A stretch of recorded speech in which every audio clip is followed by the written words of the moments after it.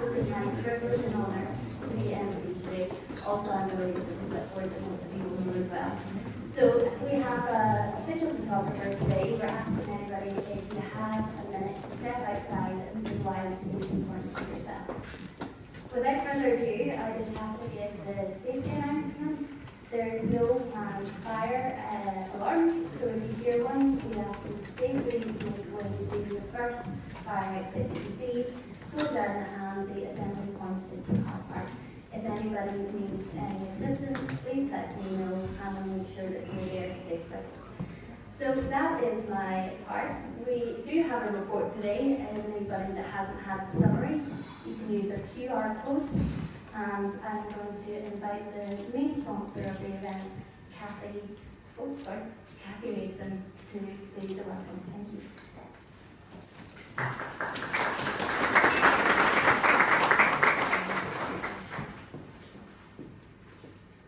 Well, hello everybody, and I want to start by welcoming everybody along to the long gallery here this morning. We're obviously here to discuss the pressing and really important issue of special educational needs reform. And just looking around here, I'm feeling the buzz and the energy in the room today. It's just how clear how important this issue is to everybody. In particular though, I'd like to extend a welcome and a word of thanks to SEN Reform NI. Of course, for facilitating the important conversations that we will be engaging in over the course of all of the proceedings today. I just have to say, the very first time, I can't even see where she's sitting at the minute, she's down the back, organising as always, but the very first day I met Morrow was actually just out the front of the building here. I knew instantly that this was someone who was not going to back down. Despite having to deal with the constant fight and struggle that the parent of a child with additional needs has to, Emma has a determination to make a difference and give others who are in the same situation a voice. So I want to give my sincere thanks to Emma for her tireless work and the work of her colleagues Paul, Dorothy and Becky, who have made SEN Reform NI the powerful voice that it is today. So just give Emma and SEN Reform team a round of applause, please.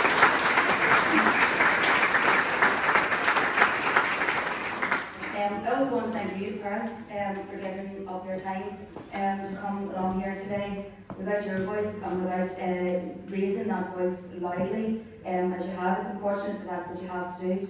But the very fact that everybody's here today is a testament to that as well. I want to give a word of thanks to the leading professionals in the sector for their work and for giving up their time today also, who are going to, I think, going to hear from some of them as well and present their research on the issue. Their inputs are essential to shaping future policy as we work together to bring about the transformations that are needed to meet the needs of all children and young people. I also want to thank the Minister and his officials for giving up their time today out of their very, very busy schedules. And I think that shows just the value that the Minister places on events like this as well. And of course, Fiona, who was up just ahead of me there, I have to give a special mention to Fiona at Bernard's, who's given up her own time, I have to say, and she's been instrumental in organising and getting this event off the ground today. On such an exciting agenda, I'm more than thrilled to be the main sponsor of this event today, and I want to thank Cherly Brownlee MLA as well, who co-sponsored, and to all the staff who have done the setup of the room and of course are providing the refreshments here today. So young people with special educational needs and their families must have access to the support and properly funded support services.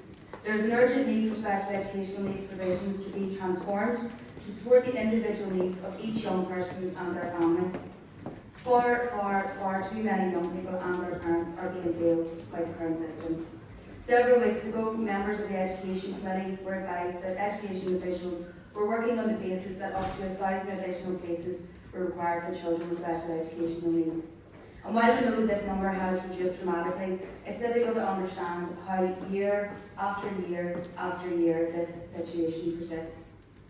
The Department and the Education Authority have an access to a range of information, statistics and trends which should enable them to properly prepare accordingly, but that just doesn't seem to happen. And I want to make it clear that this is in no way a criticism of the Minister. I accept that he is only in through the door, and he has said that special educational needs is a priority area for him, and I really do welcome that. But today I think we need to hear from him directly, and I know we're going to, his department officials and the EA, what their plan is. What is being done to ensure that children with special educational needs are suitably placed on time and with support and resources they are entitled to. We are told that health and education work together when it comes to SEN. I'm not sure if I always see the evidence of this, and I'm not sure that I see health making these children a priority with access to the allied health professionals that they need day in, day out. So as we move through, as MLAs, as we move through the legislative programme for this mandate, be assured that SEN reform is a priority for me, my party, and of course the Education Committee. We must do much more to ensure that children with special educational needs have the best start to life. And despite the pressures facing special educational school system across the north, we are so lucky to have the schools that we do who are providing top class services to meet the needs of their pupils. And a special word of thanks must be shared to those who are providing the highest level of care to our children and young people. And I want to give a particular mention to the classroom assistants who are not yet getting the pay and conditions that they deserve, but who turn up each and every day to support the education and care of some of our most vulnerable children. These professionals must be properly valued and they must get the fair pay that they are entitled to. One thing I do want to touch on is in recent months, and I'm acutely aware that I'm speaking to a room full of parents as well. In recent months from the department and from the EA, they have been very keen to stress at times that we are not facing a crisis. And I don't need to tell the people in this room just how wrong I think that is. Tell that to a child who doesn't yet have a place. Tell that to a child that maybe has a place that's not suitable, and maybe don't know if they're going to school in September or not. And then try telling that to you, the parents of a child who's not yet got their placement, for whom every day trying to navigate this process is simply a nightmare. Try telling you guys that this is not a crisis. The reality is for these children, for their families, this is a crisis, and I think that needs to be acknowledged. Families need to see a response that they can have confidence in. What I would like to say as well, that we would like, and we would ask the Minister to consider a SEN first approach when it comes to these placements, so that we can demonstrate with action that children with SEN are in fact a priority by ensuring that they are placed no later than their fellow pupils. So let's move beyond treating children and young people with SEN as supernumerary when it comes to placements. Let's work together to ensure that every child is suitably placed on time and with the support that they deserve. So today, for you guys and for all of us, is an opportunity for you to put your questions forward to the sector experts, to the officials, to the Minister, and of course to the other politicians that we have. Every party, I think, is represented here today. So let's dive into today's event with open minds and a shared commitment to working together to transform the special educational needs system here in the North. So enjoy your day, everybody, and let's get started.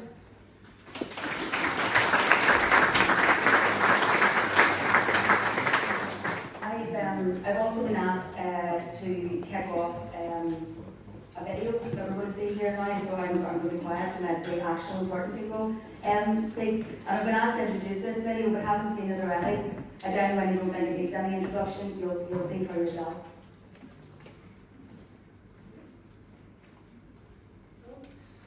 Always the same. I thought that wasn't right.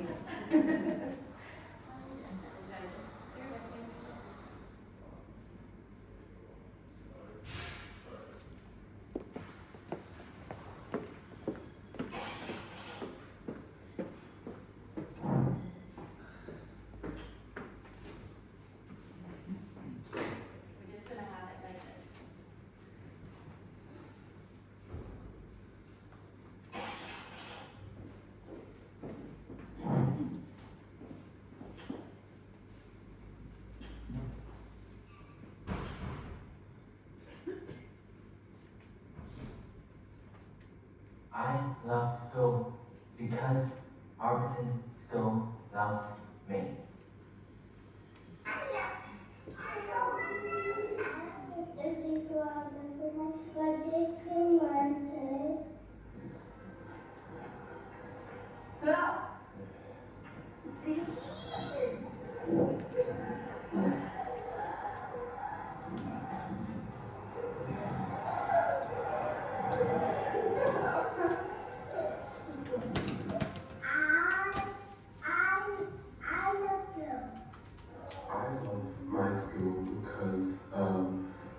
teacher takes me for walks to good restaurants. They let me have my sweets, they let me have my drink. And what I do in school, my few things in my friends play football, and I do cooking, and they let me play sandlot, and that's it. Are you excited for school? Do you love it? Yeah, what about your teachers? Do you love them?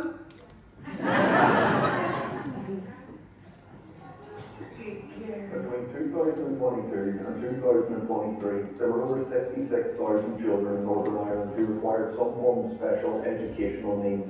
This makes up over 20% of the school population.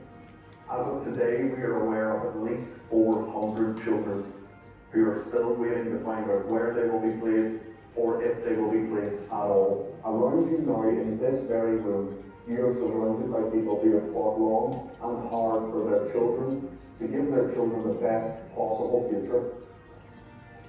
Children who were born facing challenges many of us couldn't begin to comprehend, but do so every morning with a big smile and a heart full of hope. These children, our children, were dealt a more difficult hand than most, but they are still at the table.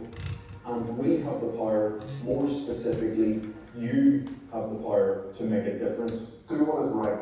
Stand up for our children, stand up for their futures, stand up for the parents who are fighting every day for their children. They're sitting around you right now. Don't let them down. Don't let our children down. Thank you.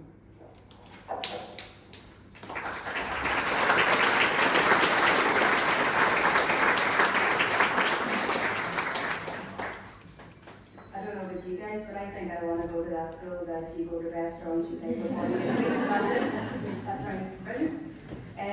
But listen, I mentioned earlier that we do have a minister with us today, so if everybody can give him very well a warm welcome for giving up his time to come and join us here this morning.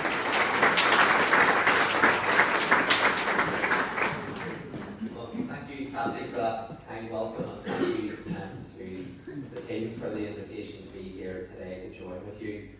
It's hard not to get touched whenever you watch videos like that, and you parents are living this every day. Whenever I visit schools, and I think we've been upwards of around 60, 70 schools now, only in the past 4 months, the ones that I often find the most touching to go into is those special schools. I think of the visit that I had at Givan, and we were down chatting about how can we get the facilities that the school needs, and I was able to come into one of the classes. It was like Under the Sea was the theme, and the teacher had this big umbrella with all of this seaweed hanging from it and the lights. I was able to sit with some of the children, and one of them beside me put me in a headlock, grabbed hold of my ear. I think it was at that point the principal says, and now we need a new school. So, but you come away from that just realising the importance that schools are to the children and the young people who need all of the support that we can give them.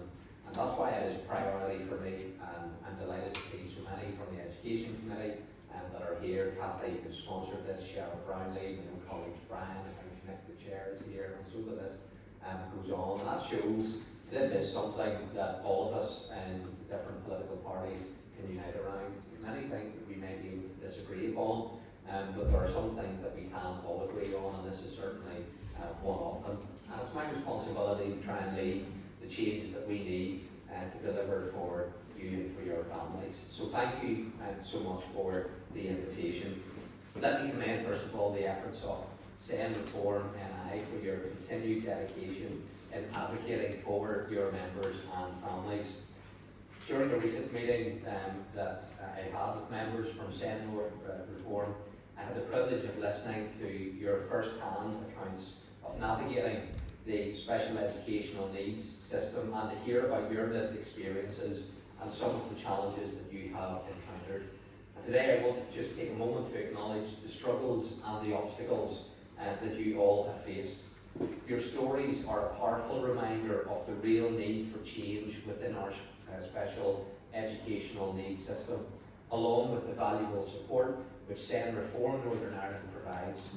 Your organisation enables parents to get their voices heard, and as a system, it's essential that we do not underestimate the expertise that parents bring to the table when it comes to understanding their children's needs.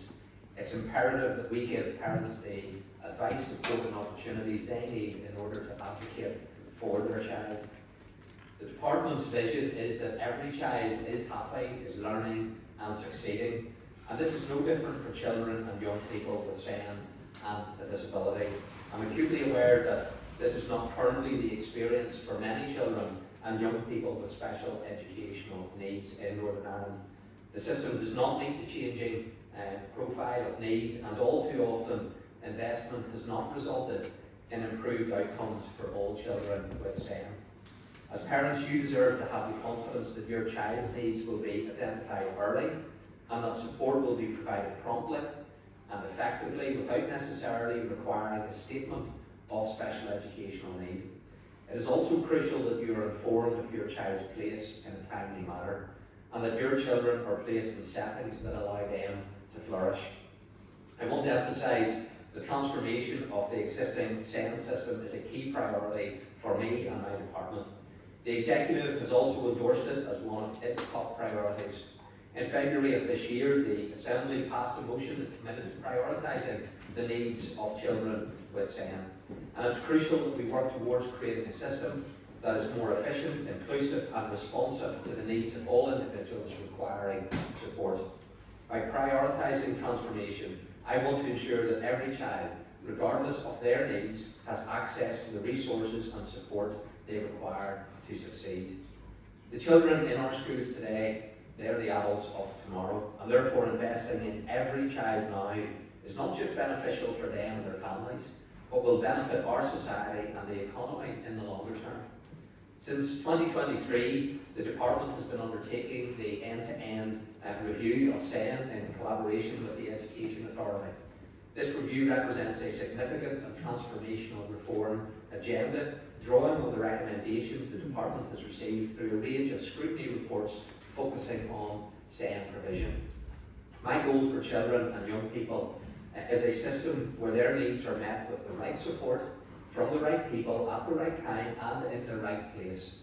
This includes considering how we equip our workforce with the appropriate tools to meet the increasingly complex presentation of need in the classroom, how we identify and support children as early as possible, how we support parents and carers throughout the SEN process, and the need to ensure that services are needs-based, cost-effective and child-centred.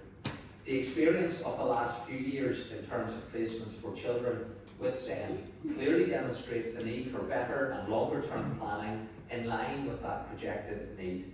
And I fully recognise the stress and the anxiety experienced by children and their families due to difficulties securing an appropriate placement, and it's not acceptable.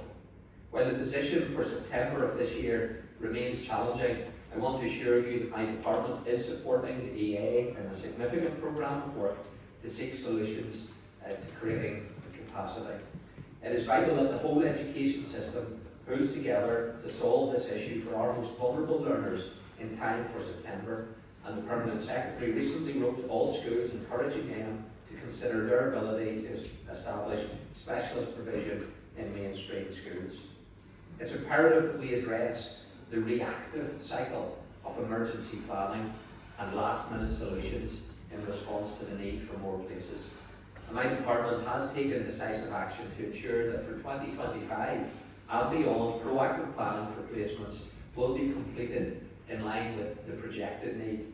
Families should no longer have to endure the stress and uncertainty of last-minute notifications of placements, and educators should have in place the necessary resources and support to meet the needs of all of the children in their classroom and coming to their schools. We need to create a more responsive system that places children at the centre, ensuring their needs are identified early and they receive the support they need at the earliest possible opportunity. This must be coupled with significant additional and sustained investment to ensure our most vulnerable children's educational needs are met. While investment in SEN capital provision has increased considerably over the past 5 years, with over £47 million spent last year. This is only the beginning of the investment that is required in school facilities for pupils with SEN. And I've recently presented my proposals to the Assembly for the immediate establishment of a SEN capital investment programme, which will plan for and deliver much needed investment to meet the continually growing pressure across special schools, other specialist settings and mainstream schools with SPINS classes. But this cannot be done in isolation. We must work closely with our delivery partners in the education and health sectors, along with many other organisations who are delivering vital support to families. We must recognise that a child's ability to learn and thrive in education is influenced by a wide range of factors beyond academic support alone. Meeting a child's basic needs is fundamental to their overall well-being and success in school. Supporting children's needs requires a collaborative effort that involves educators, families, social services, healthcare providers and community resources. And by working together we can identify and remove barriers to learning, provide holistic support and create an environment where every child has the opportunity to flourish and succeed. By fostering this collaborative approach to supporting children, we can share our collective expertise and resources to create a more cohesive, effective and child-centred system. We should not underestimate the importance of events such as this one today. It provides a forum for open discussion, collaboration and the sharing of ideas that are essential for driving positive change and improvement in the education system. Moreover, these events offer an opportunity to cultivate relationships and partnerships that can be instrumental in driving collaboration across departments and organisations. For my part, I'm genuinely optimistic about the reforms which are being driven forward across the special educational needs system, and I am proud to say that my department is deeply invested in ensuring that we get this right. My goal is to provide the necessary capacity, the resources, the support and opportunities to enable every child and young person to receive the support they need to reach their full potential. As we all come together today, let us harness the energy and commitment in this room to drive positive change and to focus on solutions to the challenges that we've experienced for far too long. I've no doubt that each of you will bring unique perspectives and valuable insights to the table. So let us make the most of this opportunity to learn from one another, exchange ideas and challenge perspectives. In closing, I want to again express my gratitude to everyone here. Thank you for your dedication, your tireless efforts in championing the rights and the needs of your children. Together we can make a real difference and create that more inclusive and equitable future where all children are valued for the individuals that they are and where all children truly belong in our society. Thank you. Thank you.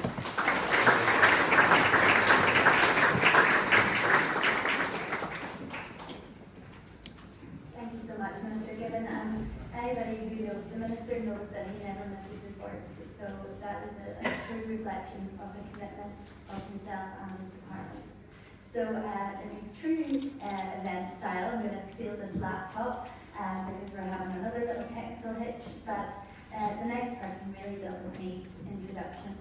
Dr. Paul Kavanagh, you may some know him as his day job at Queen's University, but on top of that, on top of being a father and a family member, he has done the whole analysis of this report. We really felt that it was an opportunity for us to present the lived experiences of families here and now, and with that I introduce Dr. Paul Kavanagh.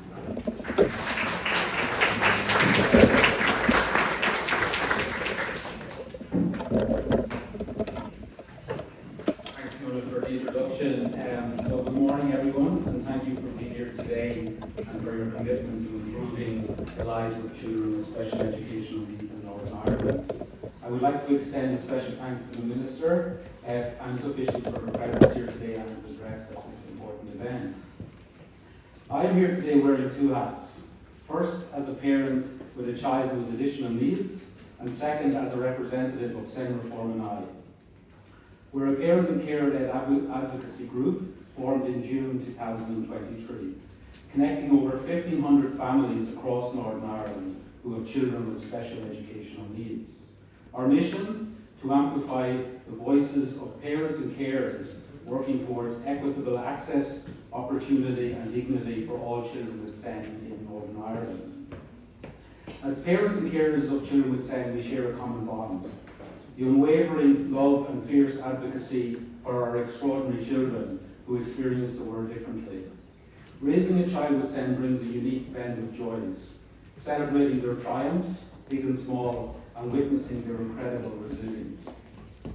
Yet it also presents significant challenges, navigating complex systems, advocating for their needs, and facing moments of frustration and worry. Last year, we collectively faced one such moment when informed about impending budget cuts to an education system many felt already was failing to meet the needs of our children. This ignited the formation of SEN Reform and I, a grassroots movement founded by two remarkable and dedicated mothers, Emma Morgan and Dorothy Murray.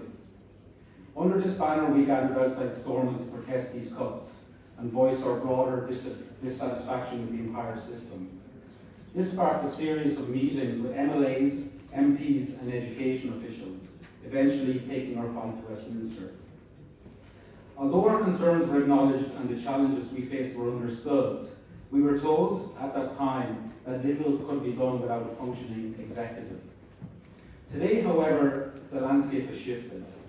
With the executive back in operation, we have the opportunity for direct dialogue with decision makers. This presents a chance not just to halt the decline of SEN provision, but to steer it towards a brighter future. To achieve this, all stakeholders, parents, educators, politicians and officials must work together towards this common goal. Let's be clear, blame games offer no solutions. We acknowledge that many individual staff members at the Education Authority and the Department of Education, from senior levels to frontline services, work hard for our children. However, it must also be acknowledged that despite numerous critical reports outlining the shortcomings of the current SEN system and providing recommendations for improvement, the scale and pace of the necessary reforms have not been adequate. It's also important to distinguish between the flawed systems and the dedicated professionals working within them. We express our heartfelt appreciation for the outstanding work of teachers, classroom assistants, and school support staff. Their dedication, compassion, and support are key in helping our children reach their full potential. But despite the dedicated efforts of schools and authorities, our survey, which we will present today, presents an alarming picture. A system failing countless families and, most importantly, their children. With contributions from 436 participants, it may be the most comprehensive survey to date on the experience of SEN education in Northern Ireland. Here I would like to highlight some of the most pressing issues that emerged from our survey. Early intervention, so crucial for the long-term development and well-being of children with SEN, is woefully inadequate. Parents shared heartbreaking stories of their children's early years being wasted, as one parent put it, due to delayed support and the profound impact that this has on their development. Parents questioned why education, health and social care services can't work together to provide crucial support when it's most needed. Another glaring issue is communication with the Education Authority. A staggering 2/3 of respondents rated it as poor or very poor. Parents consistently face delays in responses and a lack of information, fostering a persuasive sense of feeling unheard and disregarded. This frustration echoed in countless stories throughout the survey. One parent's words captured the sentiment of many, quote, "No response for weeks, messages and calls constantly ignored." While understaffing and high caseloads for link officers are acknowledged challenges, it's clear that the system fails to deliver the communication and support families desperately need. The statementing process, a crucial step in securing appropriate support for our children, is riddled with problems. Our survey revealed a concerning reality. Less than half of respondents received their child's final statement within the 26-week statutory time frame. Furthermore, many found that the content of the statements that emerged as vague, inaccurate, or failing to adequately address their child's specific needs. This is further evidenced by the fact that nearly a third of parents felt forced to seek a legal advice or representation during this process, a stark indictment of the system's shortcomings. The scarcity of specialist school placements is another critical area demanding urgent attention. Parents shared their heart-wrenching dilemma of having to accept an unsuitable mainstream settings for their children. The limited availability of special schools places forces them into a desperate competition, aptly described as one parent as the, quote, SEN Hunger Games, where parents feel that they are competing against each other for the coveted prize of an appropriate school place for their child. It is unsurprising that parents have such anxiety accepting a school place in mainstream settings, as our survey reveals a staggering 58% of parents with children currently placed in primary mainstream settings and 48% in secondary mainstream settings feel that these environments are failing to meet their children's needs. Parents cite inadequate staff training, insufficient support, and challenges with inclusion, including the use of reduced timetables, as major barriers to their children's success. There is a resounding call for mandatory, comprehensive SEN training for all school staff to address these issues. While specialist provision in mainstream units, or SPIMs, have higher satisfaction rates, a quarter of respondents still feel that these settings fall short of meeting their child's needs. Some parents even perceive SPIMs as a, quote, dumping ground for children who don't fit neatly into mainstream or special school settings. The gap between what SPIMs offer and what children with moderate to severe learning disabilities require is too significant. Many parents believe that these settings are not adequately equipped or designed to provide a suitable learning environment for their children. As one parent poignantly stated, quote, there are thousands of children that don't fit into SPIMs or special schools, and where do they go? Another glaring issue is the universal lack of access to crucial therapies like occupational therapy and speech and language therapy, whether in mainstream or special schools. These vital services are severely overstretched, with little to no availability in special schools over the summer months when children need consistent support. Schools are also ill-equipped to deal with the complex emotional needs of children experiencing emotionally based school avoidance. Families are left to navigate this challenging situation alone, without the guidance and resources they desperately needed. Furthermore, support for young people with SEN transitioning out of school and into adult life is woefully inadequate. Limited careers advice, a scarcity of post-19 educational options, and a stark lack of coordination between education, adult social care and health services create daunting barriers that hamper their development and ability to lead fulfilling lives.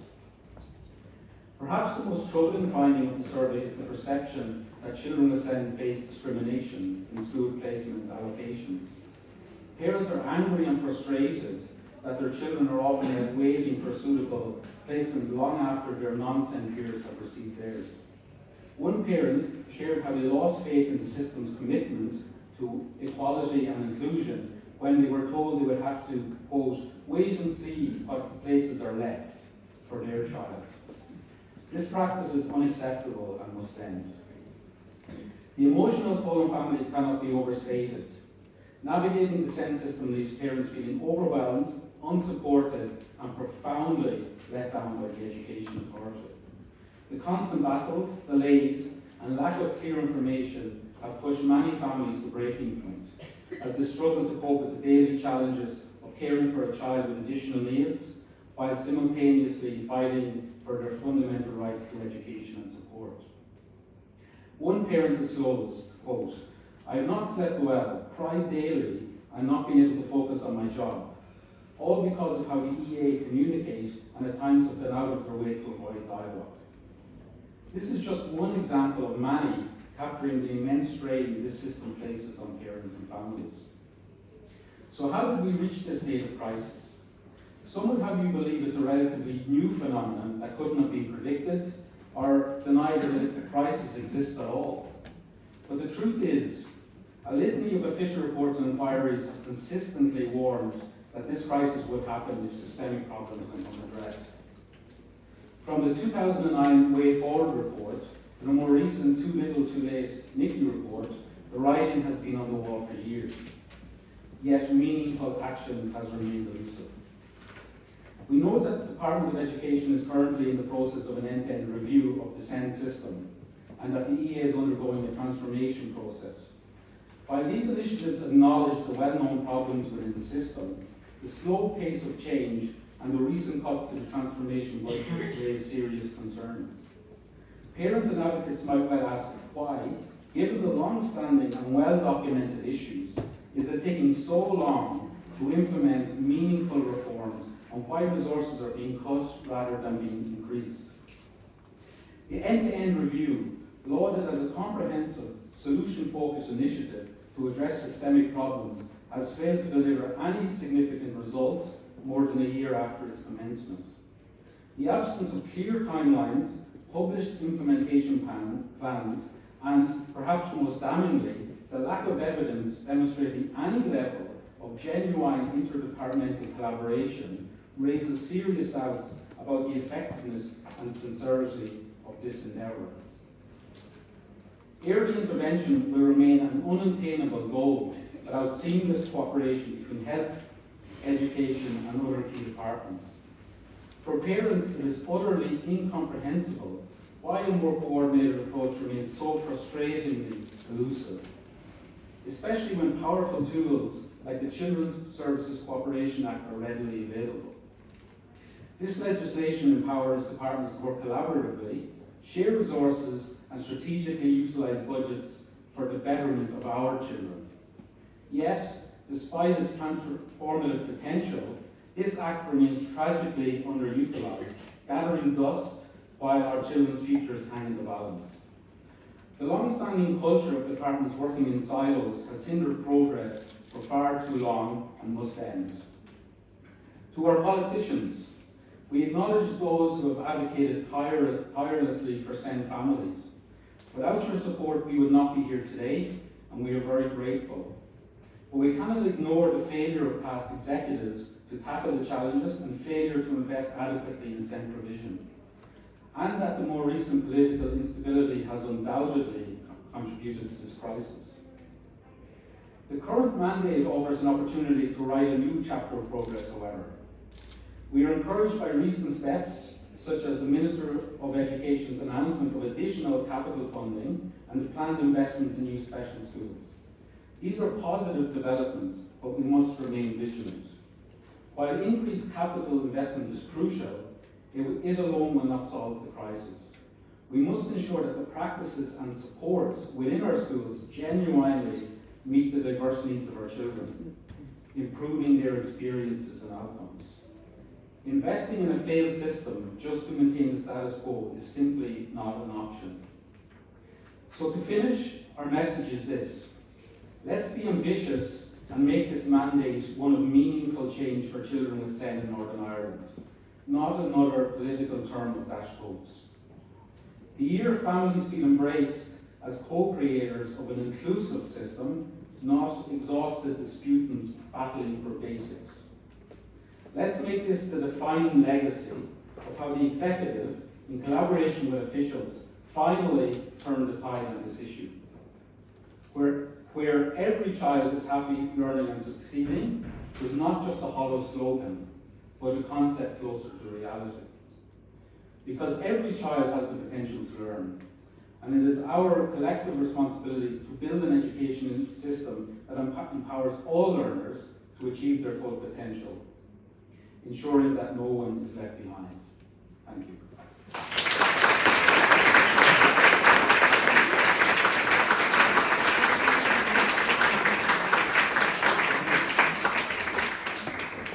Thank you so much, and we just want to acknowledge that unfortunately the Minister has another engagement, but we are going to make sure that he gets all the slides for everybody else's. So bear with me while I try and multitask. Y'all good? You having fun? How good was that video?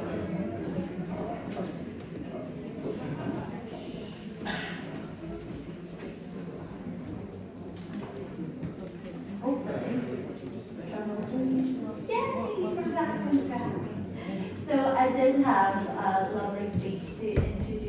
our next speaker, Professor Bronagh, but needless to say that has gone off the good track. But from a personal acknowledgement, Professor Bronagh was actually my university lecturer, and she actually took our whole class to the Disability Action annual conference, where we were discussing the utilisation of the United Convention on the Rights of People with Disability. And the former CEO, may she rest in peace, Monica, said nothing about us without us. And I was truly captivated. So really, we either have to thank or blame Professor Byrne for my journey here today, but it's my absolute privilege to invite her and her beautiful support service dog to the stage. Thank you.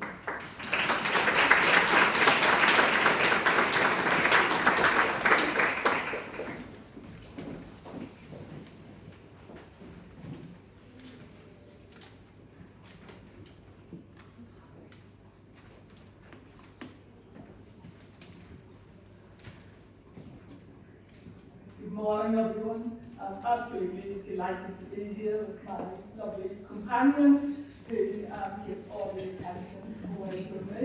And I have to say, every time I start to talk or give an action of the task, Ron automatically goes before sleep. But hopefully it won't be the same with everyone here in the room that we see a diary by the end of my presentation.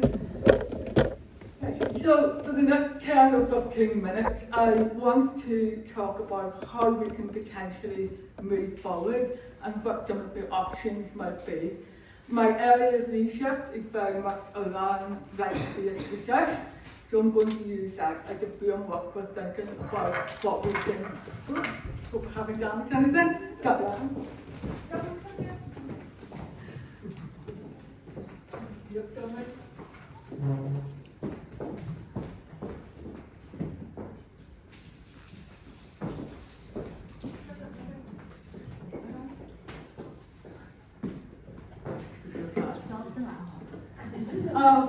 So I want to talk about a right-based approach to SEN reform in Northern Ireland and what that can potentially look like. And to do that, I want to highlight 4 B's of reform. But first of all, why should we consider a rights-based framework? We talk a lot about needs, so what does a rights-based framework have to offer us? But we know that children with disabilities, with special educational needs, have rights under the United Nations Convention on the Right to the Child and the United Nations Convention on the Right to Persons with Disabilities, or the CRPD. A rights framework is really important because it disrupts the narrative that children with disabilities or special educational needs are simply individuals with needs, simply individuals who are in need of protection or care or cure. But actually, there are individuals who have fundamental entitlements, and one of those fundamental entitlements is the right to education. We know that rights are not a gift, they're not a luxury, they're not a privilege, they're absolute entitlements. Rights are really important in making visible different forms of inequality. They're important in shining a light on different forms of oppression. And we're hearing so far this morning the true extent of inequalities that children with special educational needs and their families have been experiencing so far. I think this is a really key statement and one that speaks to the value of rights. That human rights claims express not merely aspirations, not merely suggestions, requests, or laudable ideas, but rights-based demands for change. Many of you may be familiar with Article 24 of the CRPD, so that is about the right to education, and it's really what we are all focusing on today. Article 24 sets out what the right to education should look like for children with disabilities, and many people see it as the gold standard when it comes to rights. But actually, it's not the gold standard, it's the minimum standard.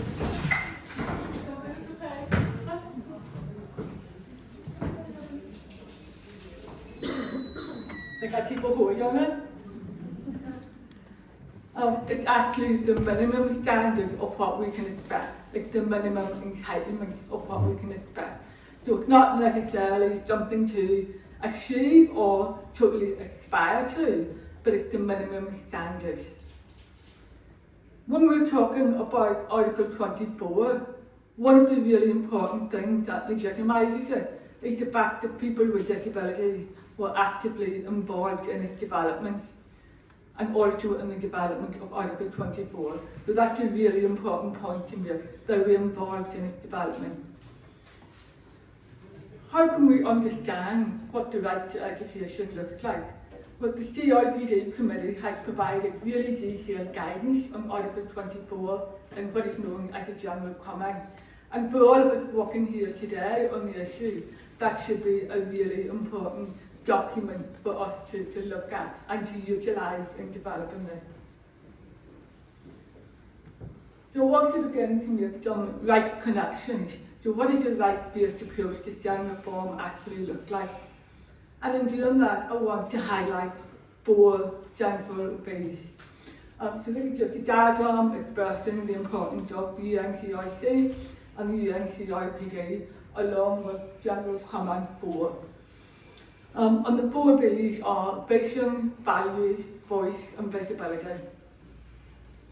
So first of all, we should have a vision of SEN reform that is underpinned and shaped by a rights framework.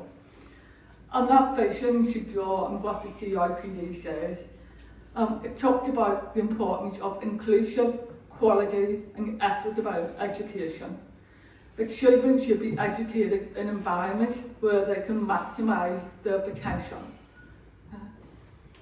We can think at the minute, are children being educated in meaningful environments where their potential is actually being maximised? That's something we can all think about. The CIPD committee has argued that ensuring the right to inclusive education requires a transformation in culture, policy and practice. It means strengthening the capacity of the education system to reach out to all learners, just about staff training, raising awareness. And it also requires an in-depth transformation of education systems and legislation and policy and the mechanisms for financing, administering, designing, delivering and monitoring education. We have very clear guidelines there that we can use. The second one is values. So there are 4 key values that we can think about when developing education for children with special educational needs. First of all, availability. We need to have educational places available in sufficient quality and quantity for children with disabilities at all levels of the education system, from the preschool education system right through to primary, secondary and post-primary. Accessibility. The education system should be accessible to all children irrespective of their disability. That's about things like the curriculum, it's about things like extracurricular activities, it's the method, teaching methods, the way that we are taught, it's about dual transport, all of those issues. Acceptability. The form and substance of education must be acceptable to all. That's about incorporating the views of children with disabilities and their families on what that education system should look like. And finally, adaptability. We should have an education system that is based on universal design for learning, that is also supported by reasonable accommodation and flexibility to take account of the diverse needs of individuals with disabilities and special educational needs. The third and fourth B's I bring together because you can't have one without the other, and that is voice and visibility. Children with disabilities and their families must be visible in terms of SEN reform in Northern Ireland, and in order to be visible, it is really important that they have a voice and are able to express their views and to have those views listened to.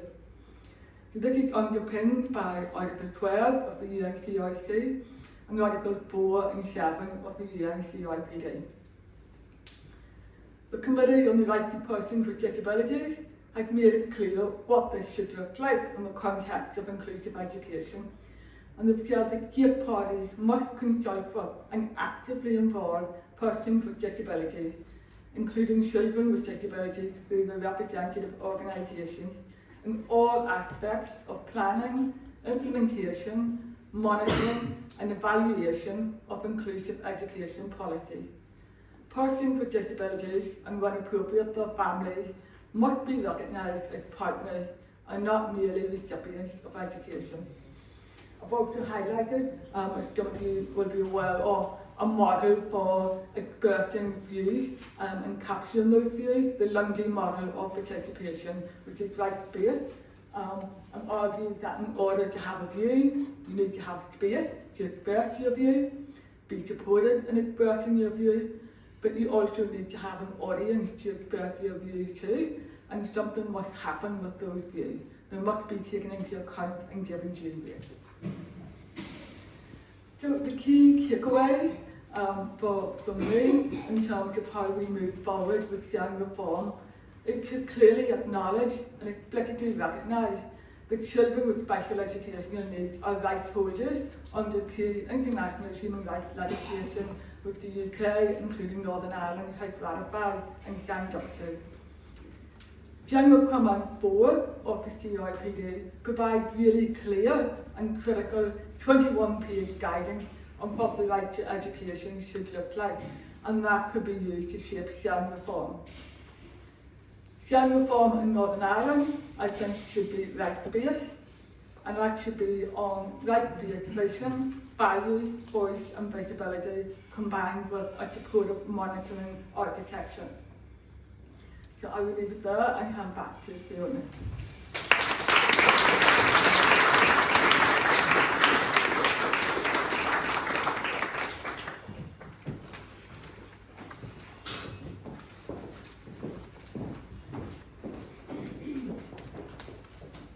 Thank you so much, Professor Byrne, and actually we could have listened to you all day. I'm so sorry, and I promised that I wouldn't run over time, but we are, so I do apologise. We will try and make it back. Our next speaker is really, when we were talking about the voice and inclusion, that would be remiss of us not to have a young person who advocates every single day in her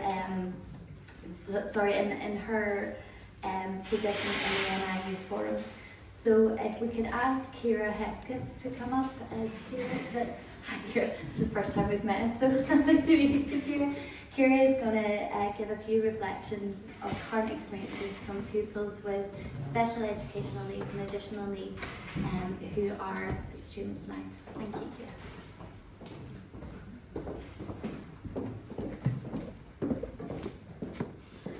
Hi everyone, so for everyone who doesn't know me, my name is Cherly Huisceith and I'm the Secretary of the Northern Ireland Youth Forum. I just want to say thank you so much for having me, and I really do feel privileged and humbled to be here today. The Northern Ireland Youth Forum is a regional voluntary youth-led organisation, and I'm delighted to be presenting on behalf of our executive committee here today, which is made up of 20 young people aged 11 to 25 with a range of abilities, as well as the thousands of young people from across NI who make up our membership. I have been a member of NIYF for 7 years and have been involved in a range of projects. Currently, I am partaking in the Shared Voices project, which is a partnership between NIYF and MCAP, which brings together young people from mixed backgrounds with a range of disabilities. We are currently creating a drama piece focused on real life experience of members of the group. More often than not, adults with and without experience of special educational needs make policies and decisions relating to children and young people with disabilities, while they themselves are often left out of the process. Article 3 of the UN Convention's Right of the Child states that the best interests of the child must be a top priority in all decisions and actions that affect them. Decisions should be made to ensure children and young people are protected, cared for, and considered what is best for them in their day-to-day lives. A disability should not get in the way of a child living a happy and safe life. All children should be able to take part in activities, feel included, receive special care if needed, and to be able to make choices about their own lives when possible. It is essential that young people with special educational needs feel valued and heard in all decision-making processes affecting their lives. This can include directly speaking truth to power or advocacy on their behalf in a range of arenas, such as the NI Assembly or scrutiny committees. Opportunities like this ensure that the needs of those directly affected are heard, but also to ensure a broader inclusion and representation. Articles 28 and 29 of the UNCRC focus on the rights to an education, its quality and content. Education should be child-centred and aim to develop young people's potential, improve the quality of their lives, to make informed decisions and continue to learn. Our Youth Manifesto for Change is a document which combines 6 years of youth-led research and outlines the key issues that thousands of young people across NI want to see addressed. In our manifesto, it states that young people rank education as the second most important issue to them, second to mental health. It is likely to be much more of an issue for young people living with special educational needs. Young people want to have a say in their educational system, and they have a right to do so. They want to inform any changes or reforms that should have a pivotal role in shaping what the system looks like for them. For young people to do this, they should be empowered and invested in to develop their capacity and to engage in consultations and discussions. Our research shows that there is a shocking lack of diagnostic services to help young people with additional needs. The impact of this on young people can severely impact their circumstances, relationships, health and well-being. Waiting lists are beyond extensive, and family are at their wits' ends for waiting for a letter in the post to receive support. Additionally, we found that young people who are disabled or had special educational needs often felt isolated and discriminated against. This includes access to services and equality of opportunity. Following on from our research, we have 6 key asks when it comes to special educational reform. Our first ask is that there's more legal and statutory requirements on the Department of Education and the Education Authority to protect people with special educational needs.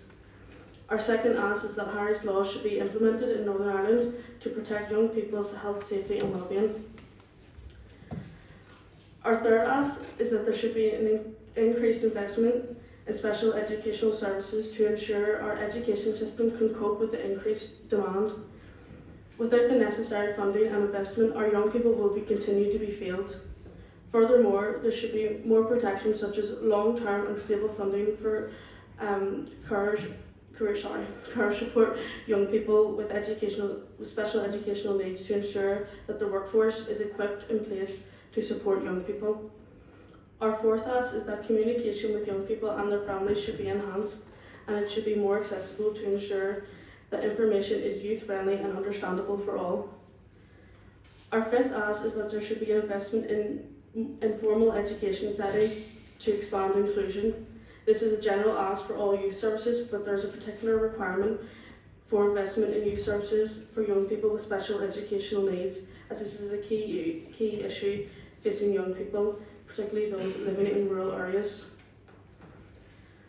Our final ask is that young people should have the opportunity to meaningfully have their voice heard and their opinions acted upon, regardless of their education and any future reforms. I would also like to just say that I appreciate the fact that there is politicians here today and stuff, but this is a crisis, and sometimes it's not enough to just show up. You need to show up day in and day out for parents. I was talking to parents earlier down there, and I was quite emotional at what they were saying, just hearing it. It's not enough to just come to these events. You need to show up day in and day out. But in conclusion, it would be foolish not to say that the current state of the education system is in a crisis. If this is in a crisis, I would hate to see what is. I welcome the fact that this has become a political priority. I look forward to hearing the much needed reforms being implemented as soon as possible.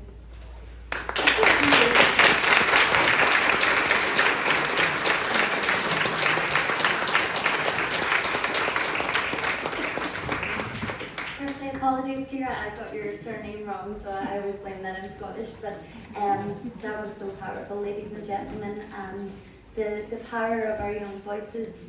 They are the young people today, they are the future of tomorrow, and it's so important that we give them the level of respect that they deserve. Continuing on the theme of inclusion, I'd like to introduce our next speaker, Jude Morrow. He's CEO of a multi-award winning Neurodiversity Training International. Jude is an exceptional advocate who connects with audiences sharing his own experiences in the world of autism, acceptance and understanding. With over 15 years of experience, he has been able to support thousands of individuals worldwide by sharing his personal journey, insights and experience. He inspires and educates society about autism and the importance of inclusion.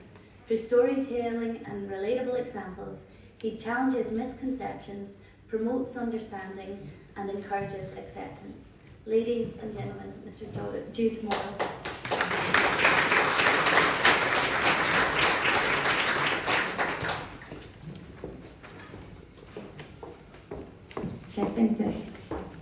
Thank you very much. We're on. You know what? Do you know when you know you've had a really grim point in your advocacy journey? Like all of you, I drove through that gate this morning. And do you know what I was greeted with? Alright, Jude, what about you? The guy knew me by name. He knew who I was. So I went through security and everything else, and I got down the stairs to the reception.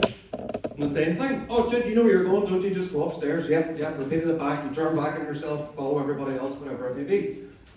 So as you'll see, I have no cue cards, I have no prompts, no slides, no paper, nothing.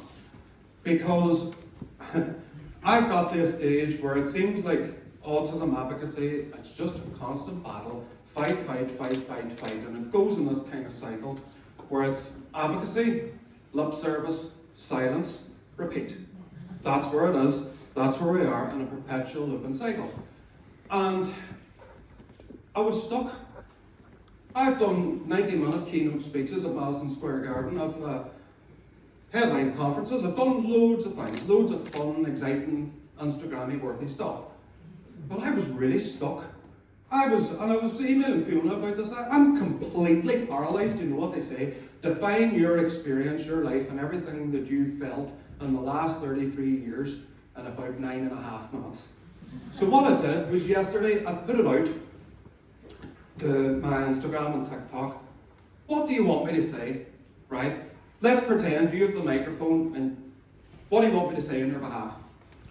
And loads of people messaged me back and said, Jude, why are you bothered, son? Sure, nothing ever changes. But here's the thing though, I totally disagree. Nothing ever changes. Everything has changed. Everything's getting worse. This challenge is getting worse and worse and worse. So for anybody that doesn't know me, I'll give the shortest of introductions. So I was among the first wave of autistic children to go through the mainstream school system. I was born on the 7th of August 1990, so I'm 33. And what some of the young people I support on an individual basis call a geeky old man at the tender age of 33. I didn't speak till I was 7, and I didn't really walk until I was 3. Now nobody can get me to sit down or shut up. So that's been quite a transformation over the years. And you know what? Whenever I used to line stuff up and stack stuff up, that was inappropriate play, the professional said. And it was me that had to change, right? I don't really like going for lunch or playing games with more than a few people and stuff like that. That was called a lack of social skills, whatever they are. But it was me that had to change. And I was in a smaller classroom. And how did I feel? I felt like I was in with a group of other kids that the teachers also didn't want. That's what it felt like. I was there. I was among it. And I'd say this story quite a lot. And people say, oh, Jude, I relate with that. I was talking to a parent, actually, just before I came in. I said, but what I went through happened in the 90s. This was 1998. This was pre-social media. This is pre-internet. This is pre-mass media as we know it today. What we had back then were things called newspapers. And what has changed from that? Pretty much nothing.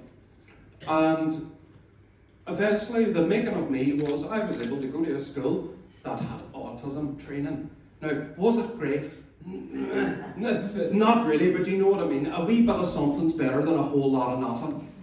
Because we can feel it as kids. And I thrived and flourished.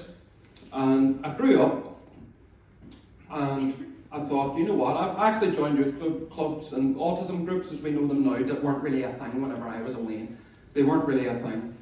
And I became a social worker.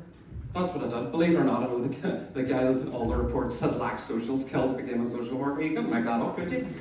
And there was an old joke we used to say, you know, if anybody has ever been involved with a family court, is the point is our political system is very similar to the family court, where it's like two fighting parents, and who's always the loser? The children. And that's always been the case, and that's why we're all in a room like this today. But I wasn't always out and proud about being autistic or anything else. It wasn't really my thing. If you'd have told me 15 years ago, oh, you'll be in a room in Stormont talking about all this loads and loads of times, I would have laughed in their face. I actually counted how many engagements or talks or things like this I've done over the last 8 years. You know how many times I've been here? 52. I look back through my emails. So it's like, this is why I'm doing this change of strategy. You know, because what do? Like, you know, you have a shuffle deck, right? Do you do tearjerkery stuff? Do you do skydiving jokes? Do you do, you know, what do you do? You know, so I thought, right, I'm going to make this totally different. And what happened then was I decided to set up Neurodiversity Training International. We got all the problems, right? People were, after my books came out and I started being more open and public about it, where it's been a bit of a hobby that's now got out of hand. You know, it's been a bit of a passion project and a side gig that's really got out of hand. And I've spoken to lots of health ministers, lots of first ministers, lots of education ministers, got the usual stuff, you know, yes Jude, you know, the stereotypical nod. I got that loads and loads of times. Again, with a lack of social skills allegedly, I know the lip service nod. Yeah, no problem, we'll look at that. And do you know what I thought whenever I set up NTI? Really arrogantly, I thought, you know what? The government will take me under their wing and be like Bambi's mother to me. That's what they'll do. They'll embrace this. They'll be all over it. This will be great. And, you know, the kids now won't go through what I went through in the 90s. Oh, how wrong was I? And we identified the main areas, right? We thought, you know, training's not really happening. It's not really happening at a mass scale. It's not really happening. Diagnostics aren't happening. And mental health care for children and adults just isn't there. Right? It's just not there at all levels, whether that is preschool, school, third level, and post-third level. It's not there. So we thought, you know what, we'll try and fix this problem ourselves. And we'll present it to the government, and they'll go for it. Nah. And after nearly bankrupting myself twice, I had meetings with my advisors. And do you know what they said?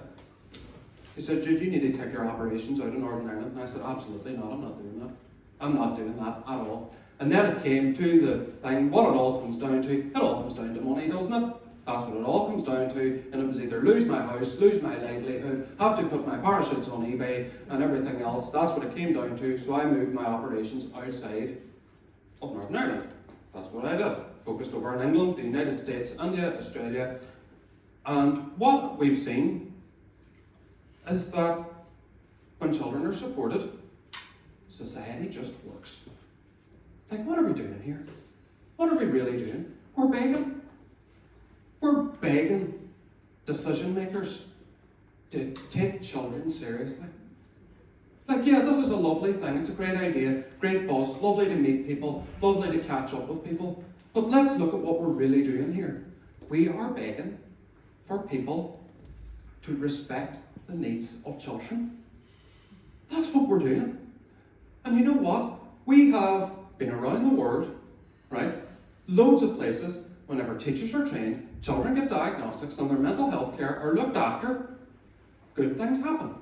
It's very simple. Now, I'm sorry to have to say this, but do you know what it's going to involve? Money. It's going to involve money. It's as simple as that. Because I was always, but Jude, we have no resources. There's resources for whatever you want them for. The magic money tree does exist. It will always exist.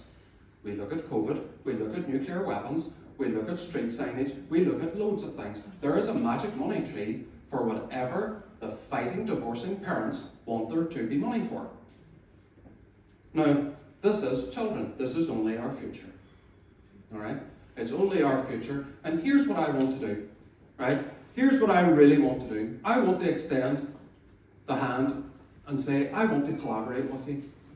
Let's solve this problem, right? What I want us to do is I want us to get together and we cost this, and we go to the department and say, right, this is what it's going to cost, this is what we're going to need, and we run with it. That's what we need to do, because what's happening is people are saying we need support, and I've been on the other side of this with pressure groups as a social worker and parent groups, and I've said, well, what support do you want? I don't know, you tell us. So how about we do tell them? Where we actually do it and we cost it. Now we've done as preliminary costing, we're talking about under 15 million to solve this problem, to obliterate the waiting list inside a year, and to get every single teacher and teaching assistant in the country trained to an adequate level. That's what it's going to cost. That's not a lot of money. When we look at the A6, that's going to cost about 6 billion. So we're talking about less than 2% of that cost. It's not an awful lot. And what I want to say is, it can be done. Do it. Thank you very much.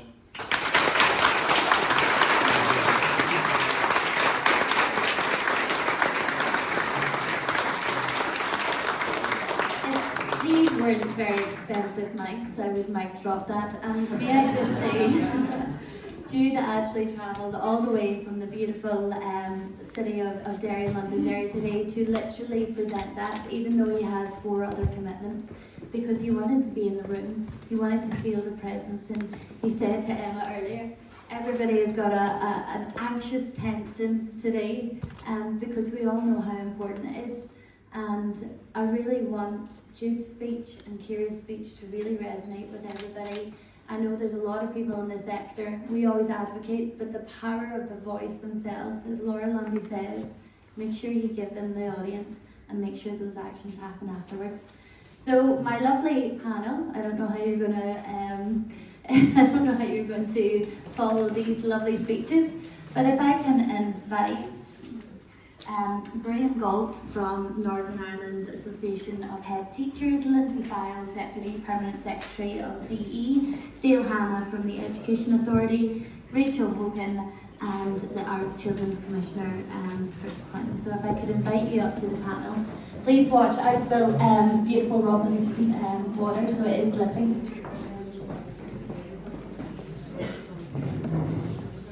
So I had glowing words to say about all of you, but in the presence of time, I'm just going to skip over them. But what I am going to do is give you all the opportunity. Today's panel is going to be a little bit different because we have an amazing opportunity for the parents themselves to speak with the Department of Education and the Education Authority in a private room.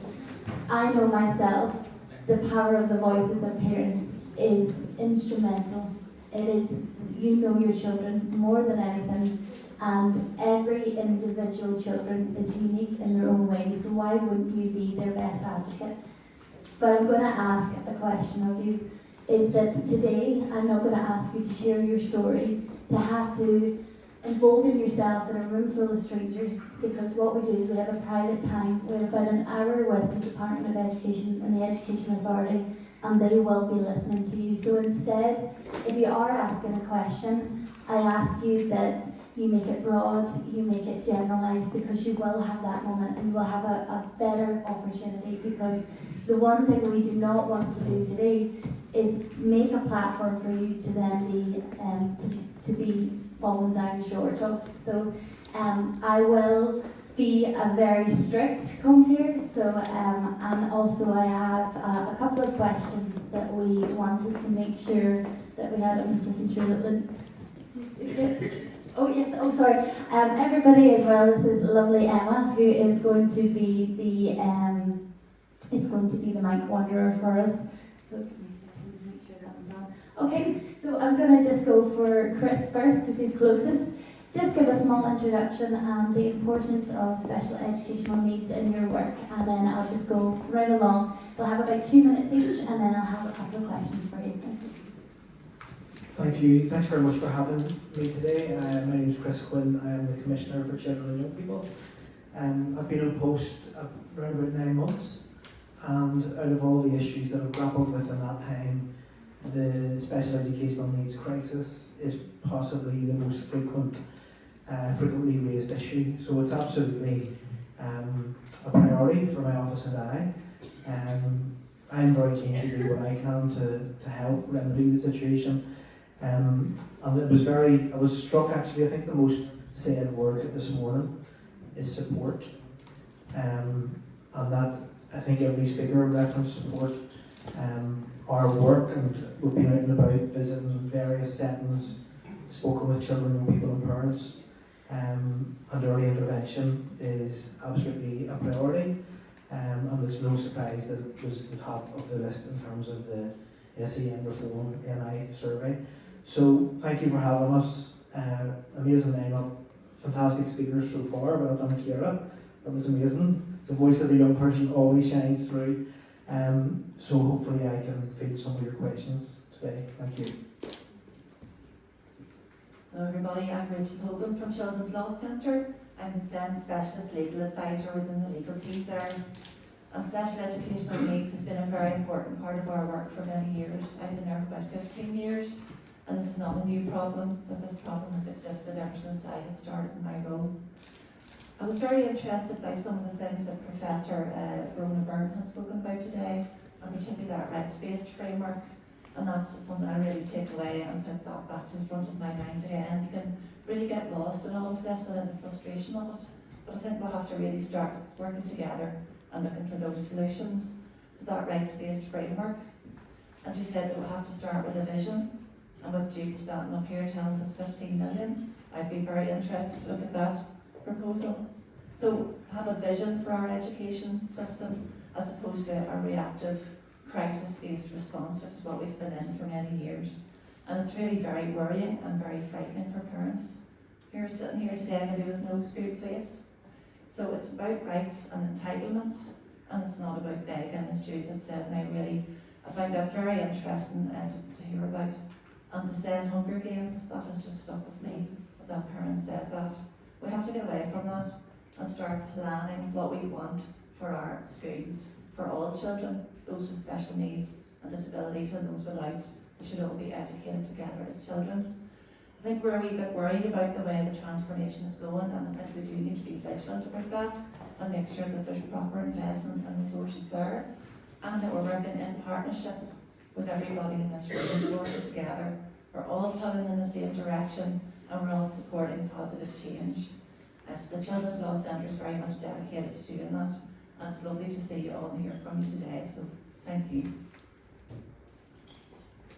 Hello everybody, my name is Lindsay Farrell. I'm one of the Deputy Permanent Secretaries in the Department of Education with responsibility for a range of policy areas, but primarily special educational needs. And I really do appreciate the opportunity to be on this panel, the invitation to be here, to listen to the fantastic speakers that we've already heard from and the presentations, and then to take your questions. Why is special educational needs an important part of my job? It's not just because it's my job, it's because I take that very seriously, that I'm here to make things better for every child, and that should mean every child, regardless of whether they have a special educational need or not. And so I know that as a society, our children are our treasure. I know as parents, they're your treasure, they're your most valued thing in the whole world. And I have heard a lot today, and it has all been quite negative. We've talked about the fight that you have, the fight you feel you have for your children's needs to be supported, for them to get that support that Chris talked about, and that needs to get better. And so that's why it's a really important part of my role.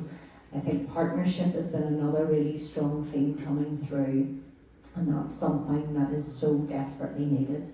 The department can't do this on its own, the EA can't do this on its own, and urgent additional investment is required to make the transformation that we need.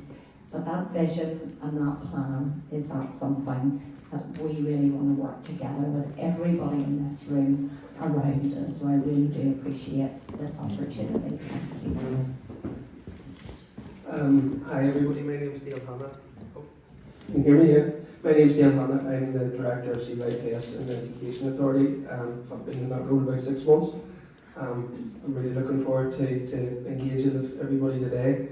I suppose listening today, I have 3 words written down, and the first word was saddened. I suppose it's disappointing again to be in a room and hear some of the feedback about the Education Authority, and I want to apologise. We are trying really hard every day to try and deliver the services that we need to deliver for children and young people.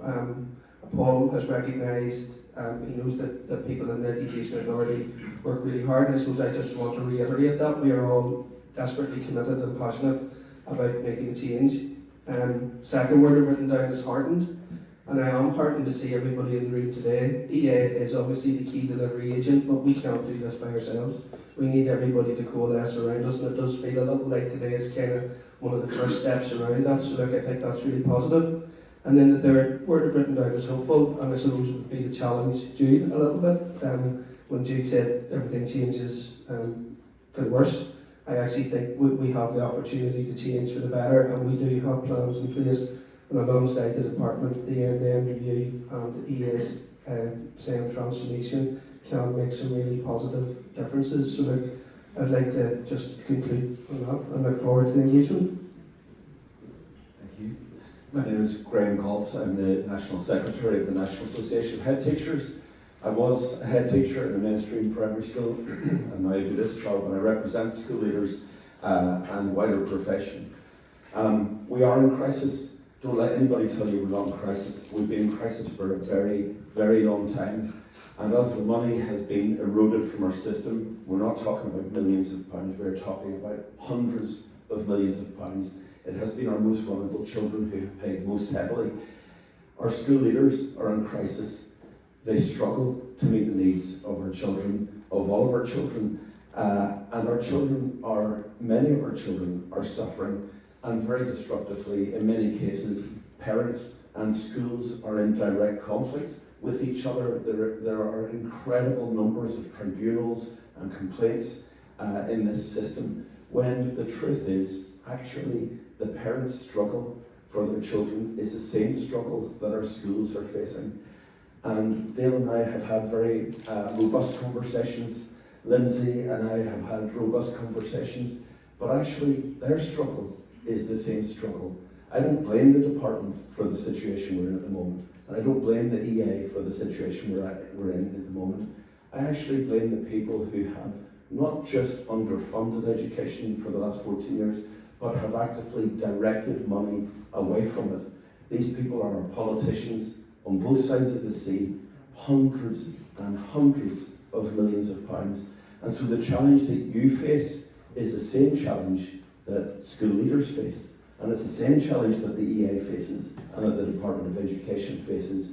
And it's the challenge now that is upon the shoulders of our politicians here in Northern Ireland and on the other side of the sea to direct money urgently towards our education system, and very urgently towards the front line point of delivery, which is our schools, because that is where money meets your children, and it is money ultimately that is responsible for the failures that we've all been talking about, and it's money that will be what we need to deliver resolutions to this crisis. The answer here is actually about political choices.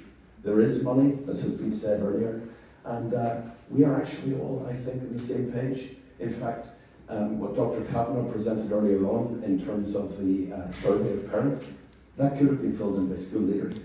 All of those answers are the same things that distressed school principals contact me with daily. They could also have been filled in with by people across the system who recognise the same situation. So you're right, Dale. There are very positive things, and the very positive thing is, I think we are all actually on the same page.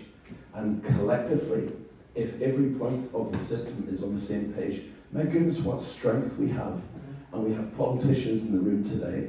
They're the people who can make the political choices that open the taps of money to resolve these problems. Thank you. Thank you so much. And this is probably going to be one of the hardest panels to chair, and we could have 4 hours and still not get over. And we're not minimising anybody's struggle. We're not minimising anything, but I am going to keep this very close to time because we want to make sure that as many people can get conversations with the panel members. So first, we do have Deborah, who has a question. Hi, I'm Deborah. I have 2 children who have gone through what can only be described as a degrading and very difficult experience of the SEN process in Northern Ireland. I am very aware that everyone is talking about collaborative working. I would like to put to the panel how collaborative working would look, how you can apply that to making sure that SEN children, not only at this time of the year that are looking for school placements, but those children who will be out of school for a significant period of time, are given correct school placements, and how you can all work together to make that happen and stop this disaster happening every year. So thank you very much. I'm going to sort of pick on people with the power of the microphone. And I'm going to just ask Dale if you could talk a little bit, because I know in our conversations, transitions and transformation is where you are looking for, but also collaboration and that proper use of the Children's Services Cooperation Act. So Dale, if you could answer first. Yeah, I think in terms of moving forward, obviously we've got really ambitious plans around early intervention, and loads of speakers spoke about that. I think what we really want to do is make sure that children are supported as early as possible. So, the concept of wrapping around the school and wrapping around the children is really important to us. So, I suppose the piece around SEN transformation is that we really want to have those services much earlier, so that we really shouldn't get to the stage that the child needs to get a statement. They should be able to get the support as early as possible. And we know the ministers made that really clear as well, that early intervention is critically important. And I know Lindsay and I have talked a lot about this, and this is, we share this vision. So I think that, that's really important. The challenge obviously then in getting places for school children then will ease in that sense, because children will be able to be educated and supported in a normal school setting. And I think that's really important as well, that moving forward that we do that. Like, I'm sorry, you've had those struggles, that shouldn't be the case, and the system should be here to support you around that. Thank you, and I know that I think everybody agrees that shouldn't be the case, but Rachel, in your line of work, you are often the person who will legally represent these children. I wonder if you could share some reflections as well.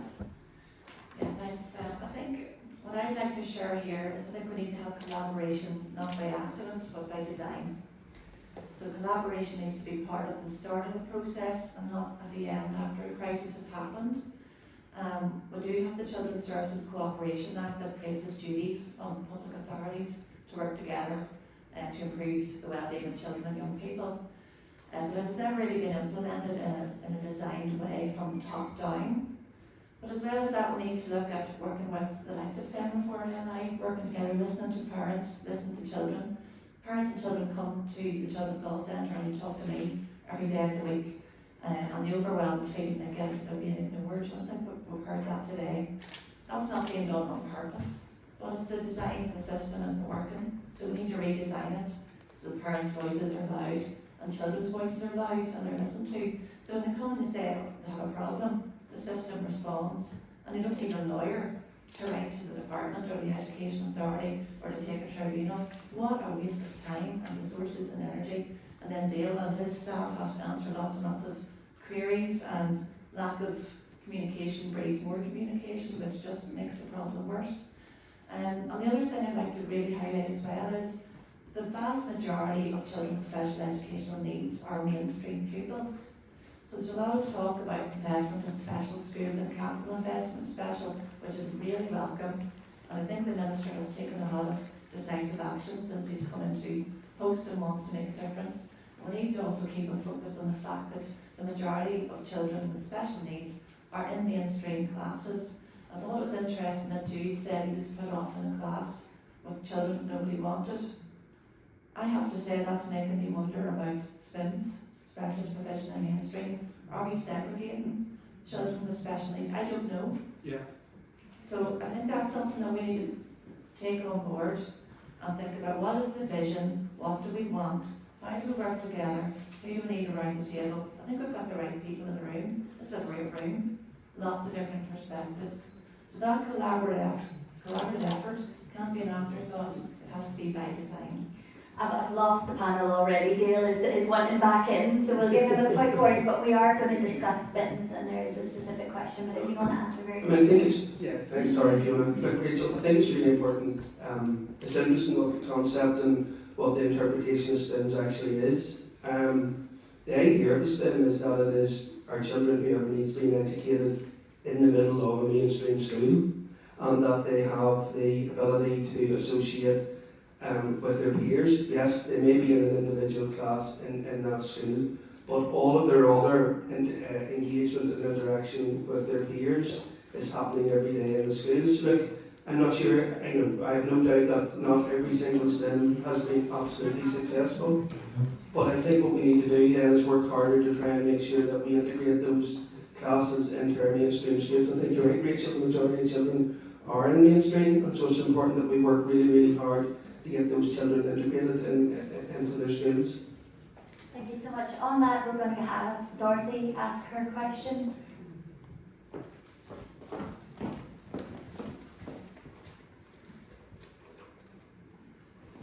I would just like to ask the panel, how are you going to ensure that spins are inclusive? You've touched on that, but how are you going to ensure that it's not a classroom away from all of the other children?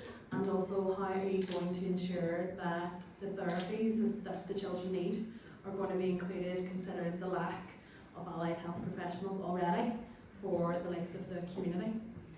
So if anybody could see Chris Quinn's notebook right now, it is highlighted blue, and he's very eager to come in on this, and then if we could go to Lindsay afterwards, and then Graham. Okay, yeah. You'll be back at Lindsay? Yes, certainly, thank you. And I suppose what I would say about specialist provisions in mainstream, albeit this is relatively new language, this concept of a smaller group setting, smaller group class isn't a new one, and so there have been comparable models that have been in schools for a while, but we accept that specialist provisions in mainstream is not just about placing children. If you go back to the Minister's opening comments, it has to be the right place for those children. So the concerns that you're raising are very reasonable ones, because it's not just about finding a seat for a child, and Dale and I would both be absolutely adamant about that. It has to be the appropriate placement, it has to be the right support, the right time, right people in that right place. And so there's been a lot of work done, and Dale will be able to speak to this in more detail, within the Education Authority around the specialist provision in mainstream model, so that it is implemented in an inclusive way. And I know that that happens. I've been out engaging with schools along with the team and with the EA over the last number of weeks, and that's down to the detail of where that specialist provision actually goes. So the preference is that it's always in the fabric of the school building, so it can be implemented within an inclusive way, and it's not segregating children. But we do accept there's more work needed around providing the assurance to parents around that. And specialist provisions have been rolled out to the system over recent years, and there hasn't been, for example, inspection within schools over that period of time. And so bringing in the inspectors, making sure there's added quality assurance piece. One of the things that we'll be looking at is the inclusivity of a provision in a school. And I have been out and I have seen what good really looks like when it's implemented in that way. And it does not just benefit the children in that specialist provision, it benefits the entire school. And in those schools where specialist provision is being implemented in a high quality, inclusive way, the principal, the teaching staff, and all of the children benefit from the richness of that experience. But if there are instances where that is not the case, then absolutely that's something we need to be aware of, because quality is essential for your children. Of course it is, and it is not about segregating them, it is not about separating them, it's about giving them the support in an appropriate environment, but then looking for those opportunities where that broader interaction with their peers is possible and again meets their needs. So yes, absolutely, there's more we need to do around that, but we are committed to ensuring that that is the case. Thank you, Lindsay. And Graham, you're representing obviously schools and head teachers today, and don't worry, Chris, we'll come back to you. How do the staff that you represent in the union, how do they feel about SPIMS? I'm going to do a little curveball here as well and ask about classroom assistants, particularly about their training needs and sort of the provision and the absolute sort of need for them, but the crisis they're facing themselves. So if you could give some reflections. No, no easy task, I know. Yeah, there's a lot in your question. First of all, our classroom assistants are completely essential and are, in many cases, the lowest paid workers in our school. You know what those people mean to your children. When I was a school principal in a mainstream primary school, I had a classroom assistant who was allocated to a particular child and ended up leaving to go work in a bakery because she was paid more filling chocolate eclairs in 4 days than she was in the school working with a vulnerable child for 5 days. That's shocking, and the loser there was the child, and that is replicated over and over and over and over again. These people have to be paid a living wage that they can survive on and respected for what they do for our children. And our schools just can't function without them. They're essential. With regards to special provision units, Lindsay's right. These in various forms have existed for a long period of time, and in many cases they really do work. They really do work when the building is right, when the location within the school community is right, when the staff are properly trained, and as Jude described earlier, actually have a full awareness of the level of need that's in front of them, and essentially have the support behind them to deliver what the children need. And in my simplistic understanding from a teaching background, I cannot understand why our system isn't framed like this.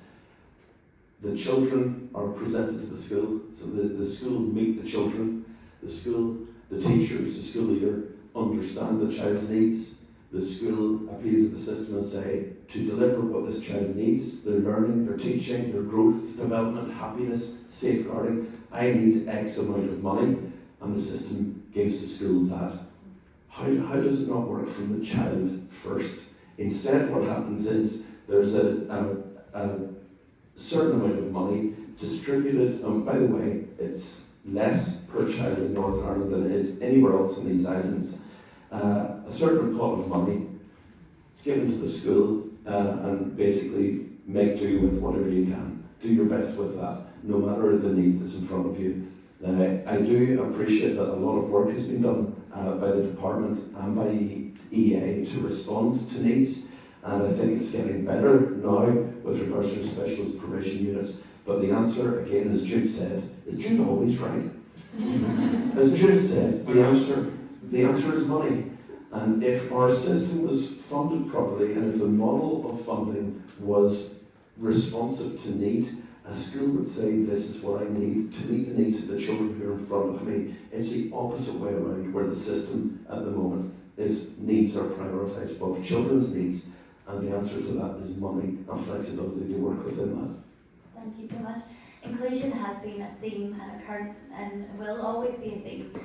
Obviously, it's a right to children's right as well, the right to education. So, Chris, a few reflections on everything so far, and you know, if you want to talk about the inclusion, if you want to talk about SPIMS, but really, as you've been 9 months now. I suppose on the SPIMS discussion, this is something that we are looking at closely in my office, and we're working with the Education Authority, who have hosted a number of visits to schools around Northern Ireland, and it's something that my office and I want to continue to work on. I think key things that we have heard that have been reflected upon so far is about one of the big bits of feedback was about school leaders not feeling listened to in the process. We've heard that loudly and clearly. But I would agree, I've seen some really good examples of how how the system can work and if the facilities are right. And you know, yeah, there's been schools all over the place that we have visited, but it does come back to resources. It comes back to resources to ensure that the provision is wrapped around that child. I just wanted to go back to Deborah's question, because Deborah's question, the most amazing part of my job is meeting children and young people and their parents. And there's children whose parents are here in the room today that I've met, and some of them I've rolled about on the floor and played with. But when you look in their wee eyes and try and understand their needs, that's what this is all about. And the question that Deborah put to us was, how can we ensure that collaboration works, right? So how can we ensure that? So my answer to that is early intervention, but I mean early intervention. The amount of parents that I meet, and I look in their eyes, and I say, who is supporting you? The amount of mothers that I have met that have to leave work, the amount of mothers that are fighting battles every day and trying to navigate a system that is so complicated. My hat goes off to each and every one of those people. So in terms of how collaboration should work, in my opinion, it should be at the earliest stages of that child's life. It should be even before the child is born, that we're wrapping support around parents and we're identifying need at the earliest possible stage. And let's not forget about the impact of poverty, okay? We need to look at poverty as a driver, we need to look at poverty as a consequence. But for me, in terms of turning this big massive battleship around, we need to change the psyche. We almost need to tip things upside down and invest earlier. And it's that short-term decision making can sometimes cripple a society, because I agree, I mean people from DE, EA, politicians here, parents, there's a lot of goodwill, but what we need to do with that goodwill is change that into action and make decisions, sometimes decisions that are going to take bravery, but my call is to put children first. Let's tip the tide here. Let's put children and young people first, and infants and babies. Let's think about them at their earliest possible stage in life. We're going to talk about transitions because we have a very important person, and I'll come to you in a minute. So Alma needs really no introduction. Caleb's cause is a phenomenal rejuvenated discussion about post-SEN and that clippage. So if you want to ask your question, Alma. Thank you first for allowing me to ask this question. It's great to have the panel here and have the opportunity. So obviously, yes, I'm campaigning hard and won't be giving up anytime soon. So my question is, a statement of special educational needs becomes void at 19 years of age. Do you agree that, like in England and Wales, Northern Ireland should have a replacement to support our young people with disabilities beyond this age, providing equitable opportunities for training, education and employment, where, as we know, at 19, their needs and disabilities do not disappear? Who's going to take it first? It's kind of outside my remit, as I'm Children's Law Centre under 18, but I think I'd have to say, I don't think anyone could disagree with you there, Alma, and I think we need to start planning for transition early. So if you've got like 14, 15, 16-year-olds, there are some transition planning processes in place, but they're maybe not robust enough in terms of really looking at the opportunities for life skills building for children who maybe have status of special educational needs and are going to be leaving school at whether it's 16 or 19 to go into other pathways. So I think it's really important that different departments, and this is maybe going outside the remit of the Department of Education, into the Department for Economies, again cooperate and create the pathways and systems. So I think it's a fantastic campaign, and I wish you well with it. That's all I can say about it at this point. We will also, I know you have to go and meet the First Minister, we'll also pose that question to the MLAs in the panel next. And Freya, you wanted to say a few words and then we want to go back to the lady who had her hand up. Sorry, Lindsay, and then we'll get Lindsay. I'll just quickly say, absolutely yes. And all of us know in the room, but it's very difficult to say what I'm about to say. Does anybody really think that if we were talking about A-level English and Maths children in some of our grammar schools, we'd be talking in terms of crisis. I mean, it shocks me sometimes how we prioritise some groups of children and their pathways over other groups of children. And as Chris just mentioned earlier on, you know, about, and it's been said a few times about investment in early years, look at how our system is set up. All of the funding is directed in the other direction, and it all leans very heavily into one particular cohort of children, which is shocking when we really look at it. And the pathways, the transitions following school into the next stage of life, from my daughter, who's just finished A-levels and is now at Queen's, was easy. It was not a fight. It was set up to work. It's a disgrace. And if this is a capacity that exists in England and Scotland and elsewhere, why again are our most vulnerable children the poor cousins to people elsewhere? And so there are politicians in the room, and everything we talk about here comes down to political choice of how we direct our money and direct our policy. But we need to have some ambition here for our children in Northern Ireland. Yeah, it was just sorry, Alma has had to go now. You can pass that on, because one of our key work streams in the end-to-end review is specifically around transitions, and it's recognising Rachel's point that we have responsibility while the child or the young person is in school, but that close working with the Department for the Economy and indeed other departments like Department of the Communities, the Executive Office and the Department of Health are so critical to that transitions work. And it does have to start much sooner. You can't wait for 18, it should be starting years before that in terms of 14. And so I'd really encourage Alma, I hope she's being engaged through the end-to-end review work stream already. If not, we'll certainly reach out to her and ensure she's involved in that piece of work.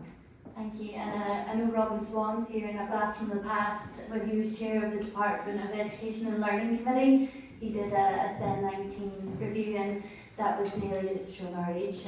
But Jude, somebody said you were old at 33. We'll not go into that. We looked at that, and there are so many solutions. And remember as well, our children are unique. They see the world in a better circumstance sometimes than we do. They are creative. If we give them the opportunities, they'll flourish. I have one last question. The lady here has been waiting very patiently, and then I have two. As I say, we're all gonna, and then I have one last question that we had about the lottery of SEN placements. So Angela, I don't know if you need any introductions, but Angela has been a campaigner for several years as well. So go ahead, Angela. Thank you, Fiona. So I was here 6 years ago at the Education Committee, and we heard the Chief Executive of the EA talk about unpreschool development. And I'm just very disappointed in 6 years. Very little has been done. There's been no productivity.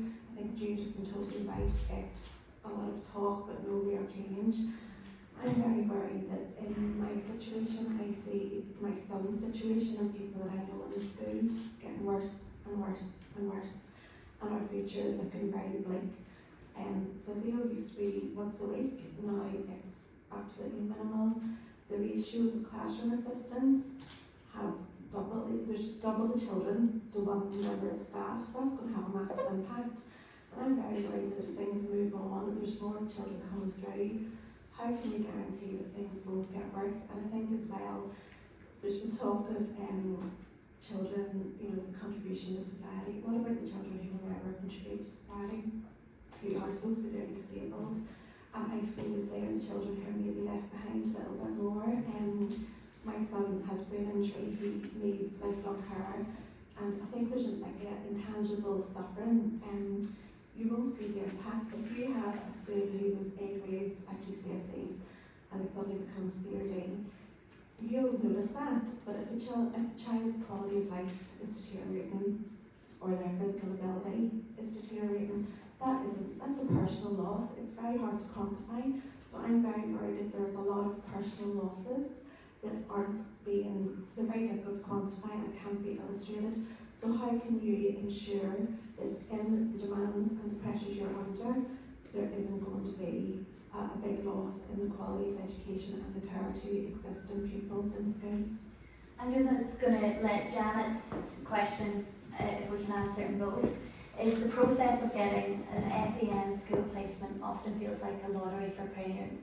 The process is not robust and lacks transparency. How can this be improved for children with SEN for fair access to education? But it is, you sort of said two things there, Angela, is that the progress from those 6 years, but also that when we talk about children with special, sorry, if anybody doesn't know, that's a division bell. That doesn't mean anything other than that sometimes politicians saturate the room. But when we talk about special educational needs, that is a diverse population. It's not a singular entity. So if we can just put them together, because somehow in the miracle I have 5 minutes left, and I know there was one person with their hand up who has been very patient. So Ciara, I'm going to pick on you for a little bit of those. You would remember Angela as well from the transport days. So if you want to do some reflections there, please. I think on the classroom assistance ratio, Angela, I mean, I don't believe that there's anything intentional in terms of us changing the ratio. I think though maybe speaks to, and we mentioned it earlier, we know our classroom assistants are really valuable asset in our schools, and we see that as a workforce issue more than anything else, in the sense that getting classroom assistants and the schools being able to appoint classroom assistants has become increasingly difficult with the pay issue. And hopefully if we can get that resolved, it will allow us to start to recruit classroom assistants again. I know Lindsay referred to the end-to-end review, and we know that there's a specific stream that is focused on classroom assistants and the model of how those individuals are deployed. I think the thing that we want to do and want to see is that schools have the ability to have flexibility to appoint the right people to support the children that they have, and that can be very different in many different settings. So I don't think it's a one-trick pony in that it's going to be classroom assistance is the resolution moving forward. In terms of SEN placements, and I mean, in simple terms, we just don't have enough capacity in the system, and it shouldn't be that it is a lottery. I had a parent say that to me on Friday, and that shouldn't be the case. We should have enough suitable spaces and places in the system to allow parents to have a reasonable choice in terms of where they want their children and young people to go. And that's the piece of work that we need to work on now, is to build that capacity into the system, both across the mainstream schools but also the special schools. We really do need to increase the number of places in special schools. And look, the Minister's announcement, you said about chief executive 6 years ago, I mean, I think the difficulty is, well, the recent announcement that we've had from the Minister is a game changer. We can go ahead now and we can try and put some pace into that. To try and build those special schools and increase the number of places. But that is going to take us time. That will take time. It takes 2 to 3 years to build the school. So, but look, we're on the right track in terms of that. Very, very quick word from Chris, and then the final word will go to the member of the audience who has probably been the most patient person. Thank you. I just want to emphasise the importance of time. Children don't have time. Time for a child is very different for time for an adult. The Minister has prioritised, he said today, and he said before, that he's prioritising special educational needs. And he's talking about system change. We've also got an independent review of education, which talks about systemic change. But I'm trying to put pressure on and hold people to account to speed that change up, because children cannot wait any longer. This is an issue of rights. This is an issue of children's fundamental rights, and we need to do what we can to speed things up. I keep alluding to COVID as a time that we learnt a lot, some positive things, some negative things. But during COVID, we were able to react quickly. We were able to build Nightingale hospitals. We were able to pass emergency legislation.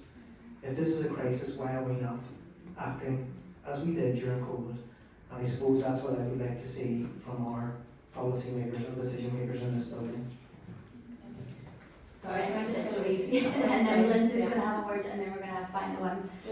Just very briefly, I just have to say this, parents have been nominating schools since about March in the review processes, and they're still running around now being told you have no place, there are no places, here's 3 schools you can possibly consult, and the parent has no idea what that school is, where it is, what it's like.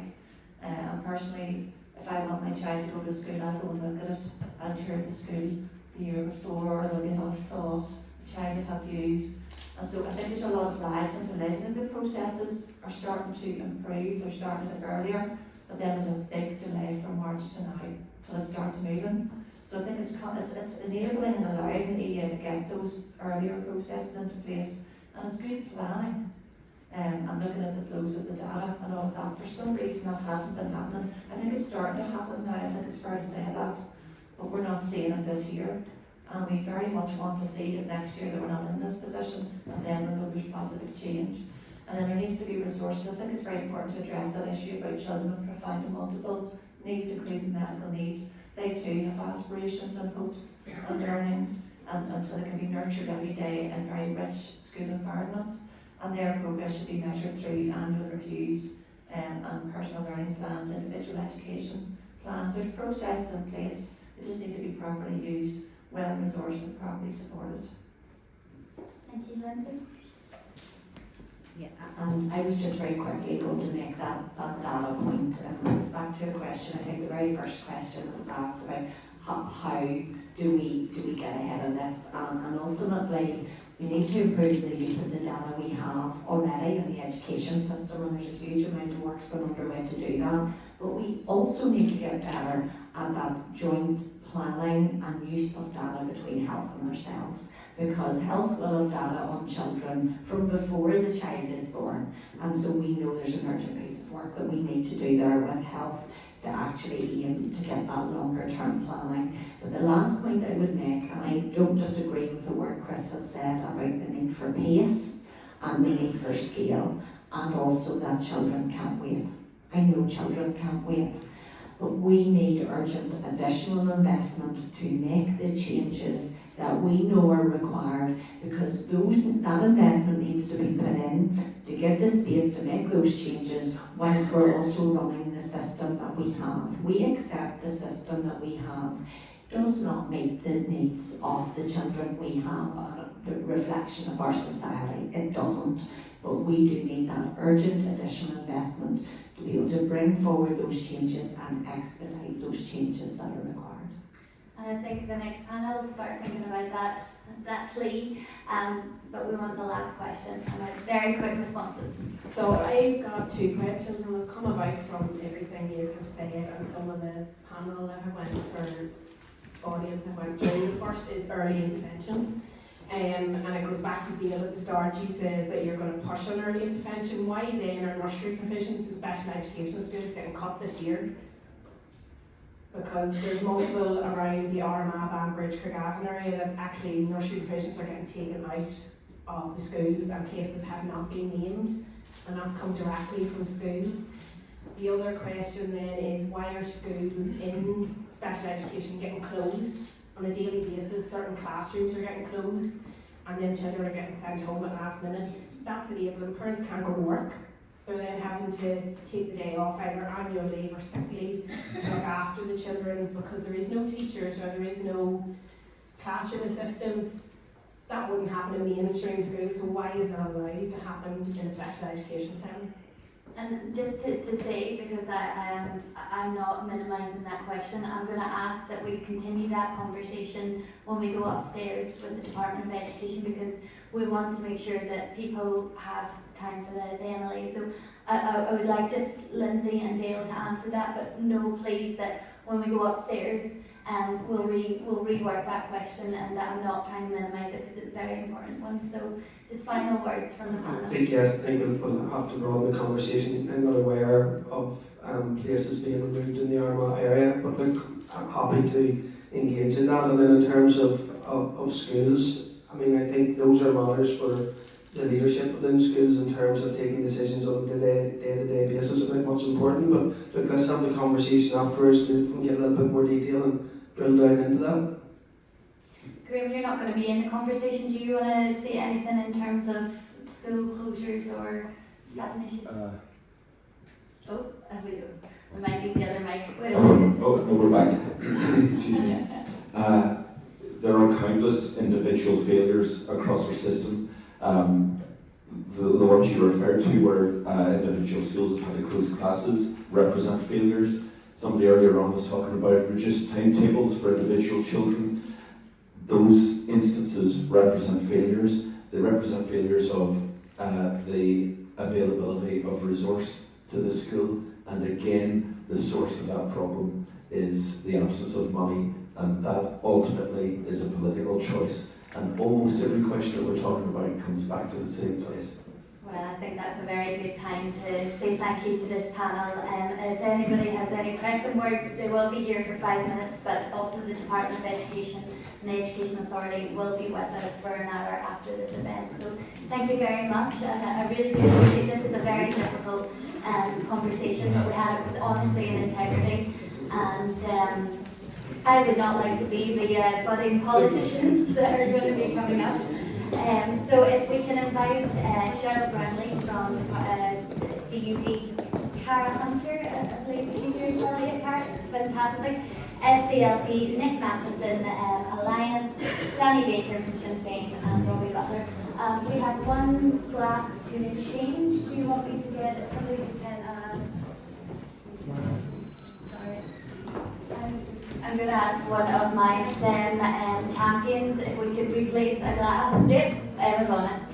So you're all very welcome. I'm about 5 minutes behind the game. I'm not going to introduce you all. I'll let you get settled. Your glass there.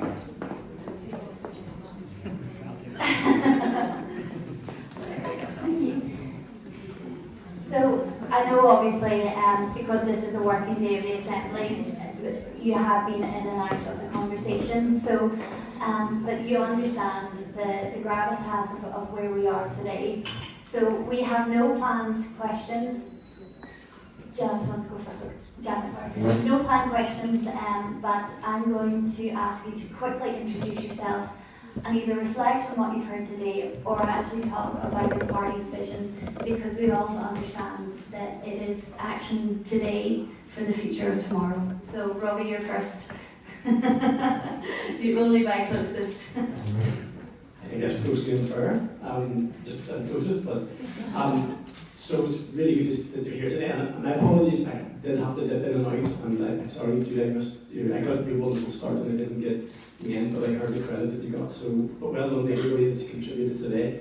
So I'll just do 1 minute if that's okay. So I'm the education spokesperson for the Ulster Unionist Party, but also the children and young people spokesperson, and I've had the privilege of having been in MLA since 2016, and actually in the previous mandate that we had, we were on this topic, and it was a priority for the Education Committee and for me in the Ulster Unionist Party. So hopefully that's been evidenced. And I've heard a little bit from the previous panel in regards to what some of the things might be that will fix it. And I'm not going to pick a fight with anybody in regard to the finance, because finance is a significant part of it. But for me, if it's not also matched by a change in culture, and I mean culture in every way, from the political level to the professional delivery level, but also in society, because these children are our most vulnerable, without a shadow of a doubt. That's not overplayed to understand that these young children need the very best start in life without that assistance. But as Alma has said, it doesn't end when they leave school.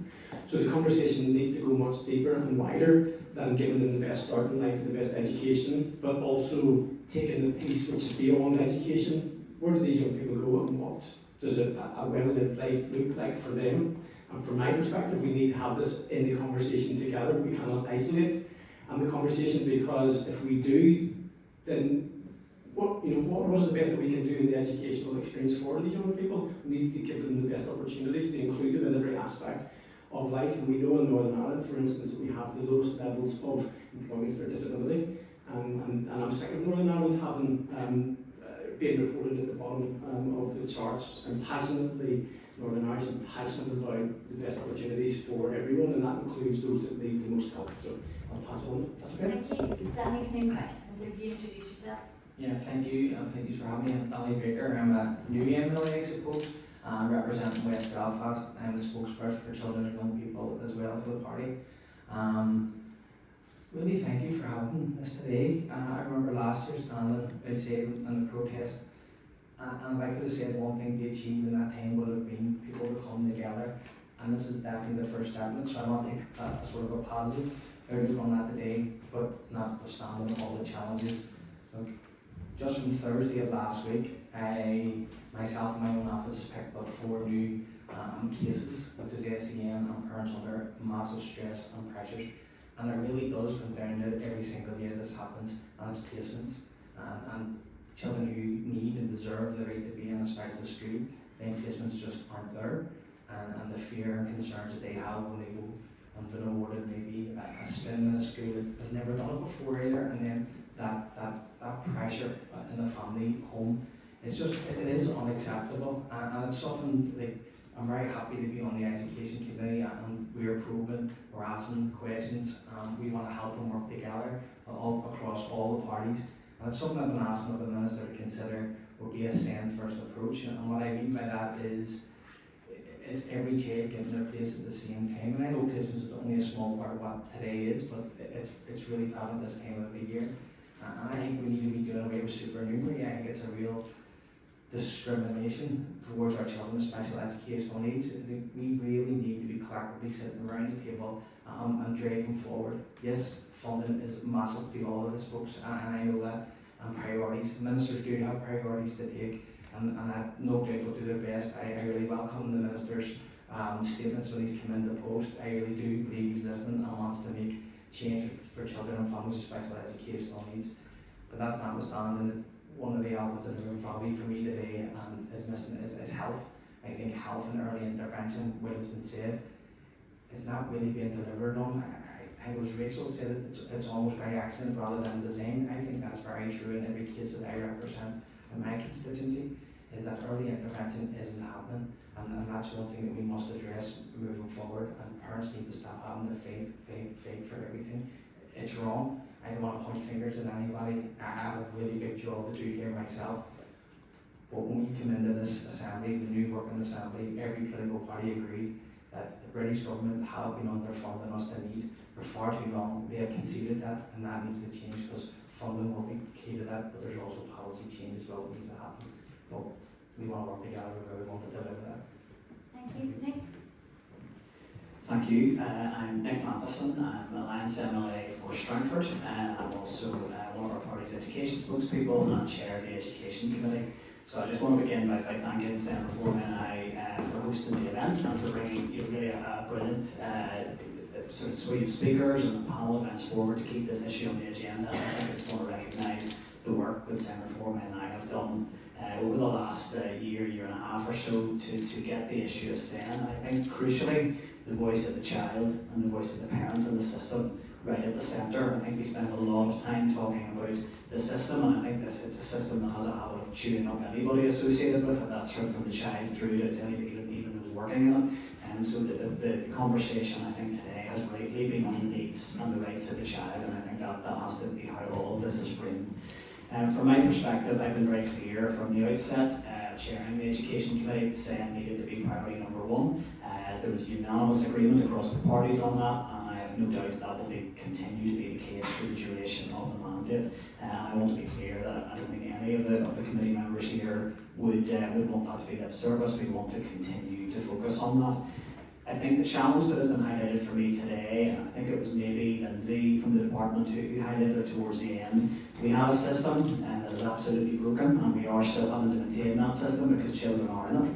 And we also have, I think, a genuine desire to bring about transformation. So that is a challenge. So I would, and I don't underestimate that challenge, and I do want to just, pay a degree of tribute to the department and EA. They have bought into the transformation agenda. We're a long way off where we need to be, and the experience of many parents remains suboptimal, to be kind, and at times, the service remains appalling, and it does not meet children's needs. I need to be clear about that. But I think for me, we need to do two things. Number one, we need to tackle the issue of placements, because that is a crisis basis year in, year out. So we need to address the issues around planning, both in terms of the school estate and in placements, to be sure in September 25 that is not repeated. And the Minister gave us some assurances last week it would not be. That has to be a priority. But alongside that, it is now time for the work of transformation to be delivered, and we need a clear action plan, and we need clear outcomes in terms of how we'll measure success. I think everybody in this room has a sense of what we need to do. We need to plan better for placements, we need to keep the rights of the child at the centre of the process, We need to tackle the workforce crisis, and we need to intervene early. That is critical. Really, we need the department to tell us how are we going to do that, and how are they going to collaborate with health to make that happen. And I agree with Danny. I think the one voice that's been missing today possibly is health. We need that collaboration, and we need that to work. I've heard comments from the Minister of Committee that he doesn't need a piece of legislation to tell him to collaborate, that it's just what they do. I don't think that's good enough. I think we need to start compelling departments to work together and build resources to deliver for the people at the centre of this system, which is the children. Thank you, Cara. Thank you very much. My name is Cara Hunter, and I am the SDLP MLA for the East Derry constituency, and I'm the Education, Children and Young People spokesperson for the SDLP, and I'd like to thank Senator Reform NI and the Children's Law Centre as well, who've just been exceptional in helping myself in a number of cases that I've had to do with children who have special educational needs.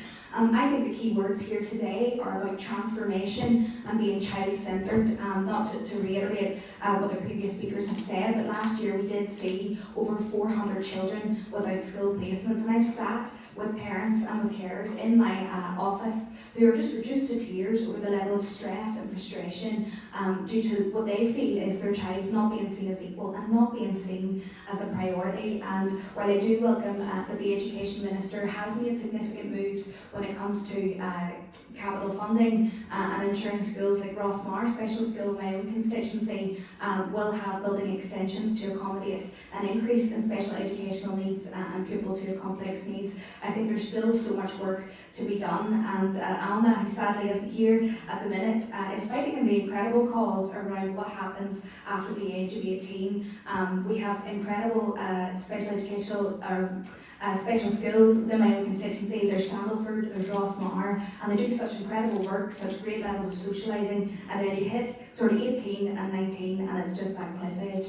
And I recently spoke with someone who was in their 30s, and they had talked about when they had left secondary school, they got all excited for a work placement. They had their suit ready to go, and they were a wheelchair user, and when they turned up to their work placement, they didn't realise there were 16 steps, 16 stairs, and then therefore they couldn't have the work placement. And it shows that we need more accessible work placements and to work alongside parents and pupils in accessing that.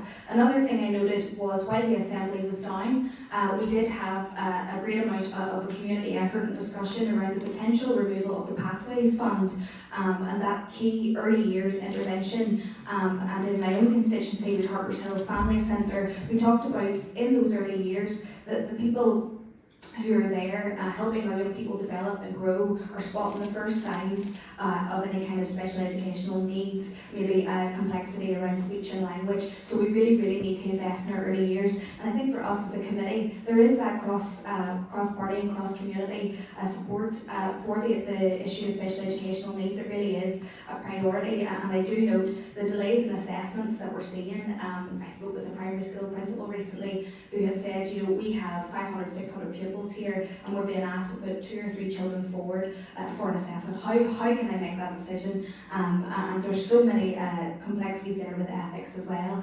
So I think it's great to be here today to hear directly from people with lived experience who have experienced those challenges and assessments, but to also hear from parents and caregivers as well. And ultimately for us, we want to hear directly from our young people as well who have special educational needs and the changes they want to see as well. And for us as a committee, I really think that's a priority. So for me in the SDLP, we are a party in opposition. We do welcome where the Minister has made strides and steps in investment in our special schools, for example, but I think we have a long way to go, particularly with supporting our mainstream schools, and certainly we'll be holding their feet to the fire. And Ciara, thank you very much. My name is Cherly Brownlee. I'm an MLA for the East Antrim area. I was co-opted in September there and have served on council for over 9 years. I'm also a SEN mum, so during my time on council, there was so much that we had tried to do. This was before my son was born, and I thought I was doing everything right. I was doing the information boards, we were doing the additional time before swim and things like that. But it wasn't enough. As soon as my son was born, I realised what SEN and the struggles within the SEN process are.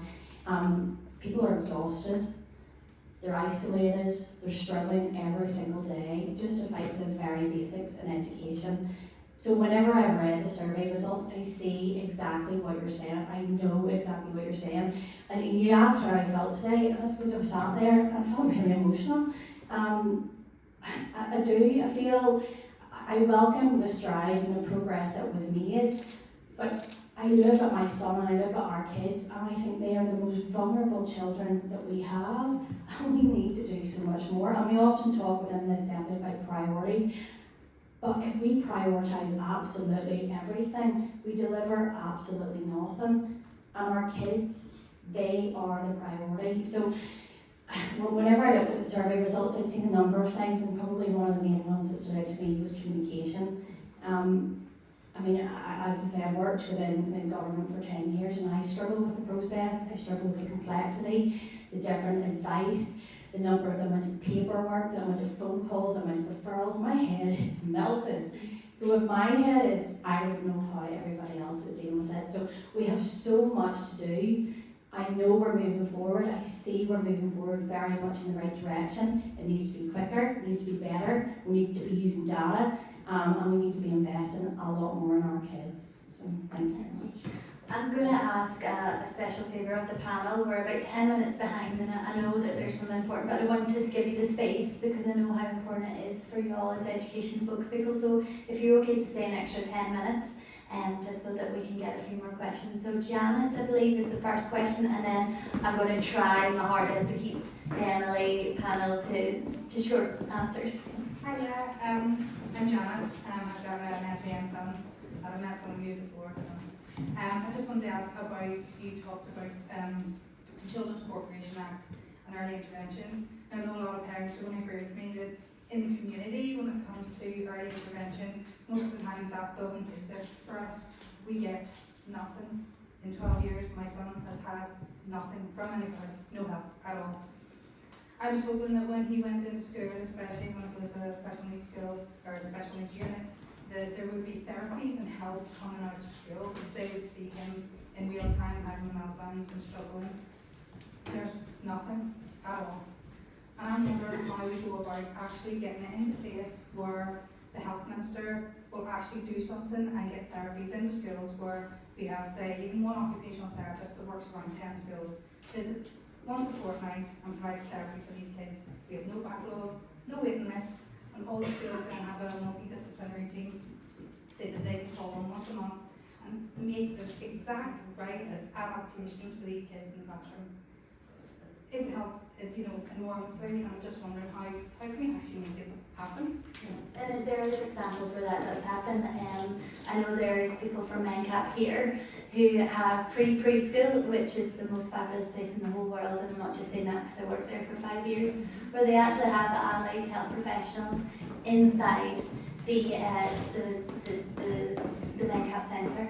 So it can be done. There is a will and there's a way. I will say respectfully to the MLAs that that is a health question, but you're not just a politician of education. So I'm going to do a quick fire if you can really just answer very quickly, and then we'll go on to the next question, because I don't know who that will be. Karina's going to be the next question. So I just want to get as many people's opportunity. So just has the just we'll go down, and then Cheryl will start with the next question. Go back up.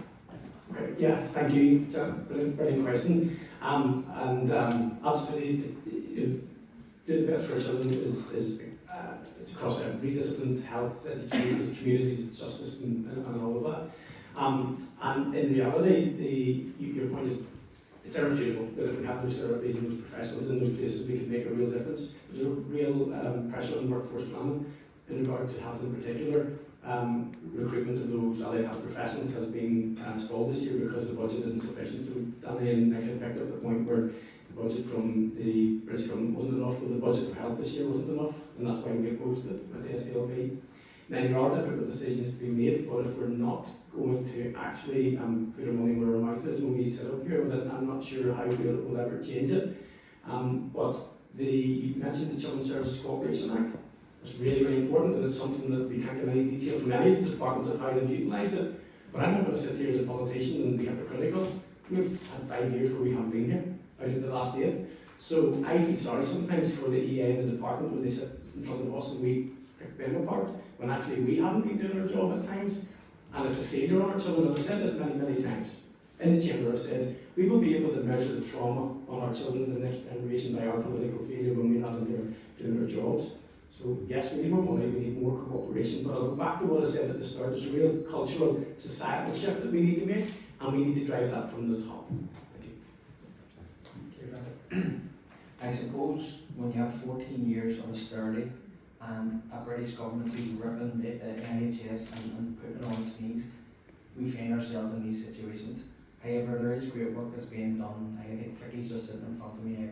Who's Vicky Regular, she's SEN space kids together, so lost NCAP.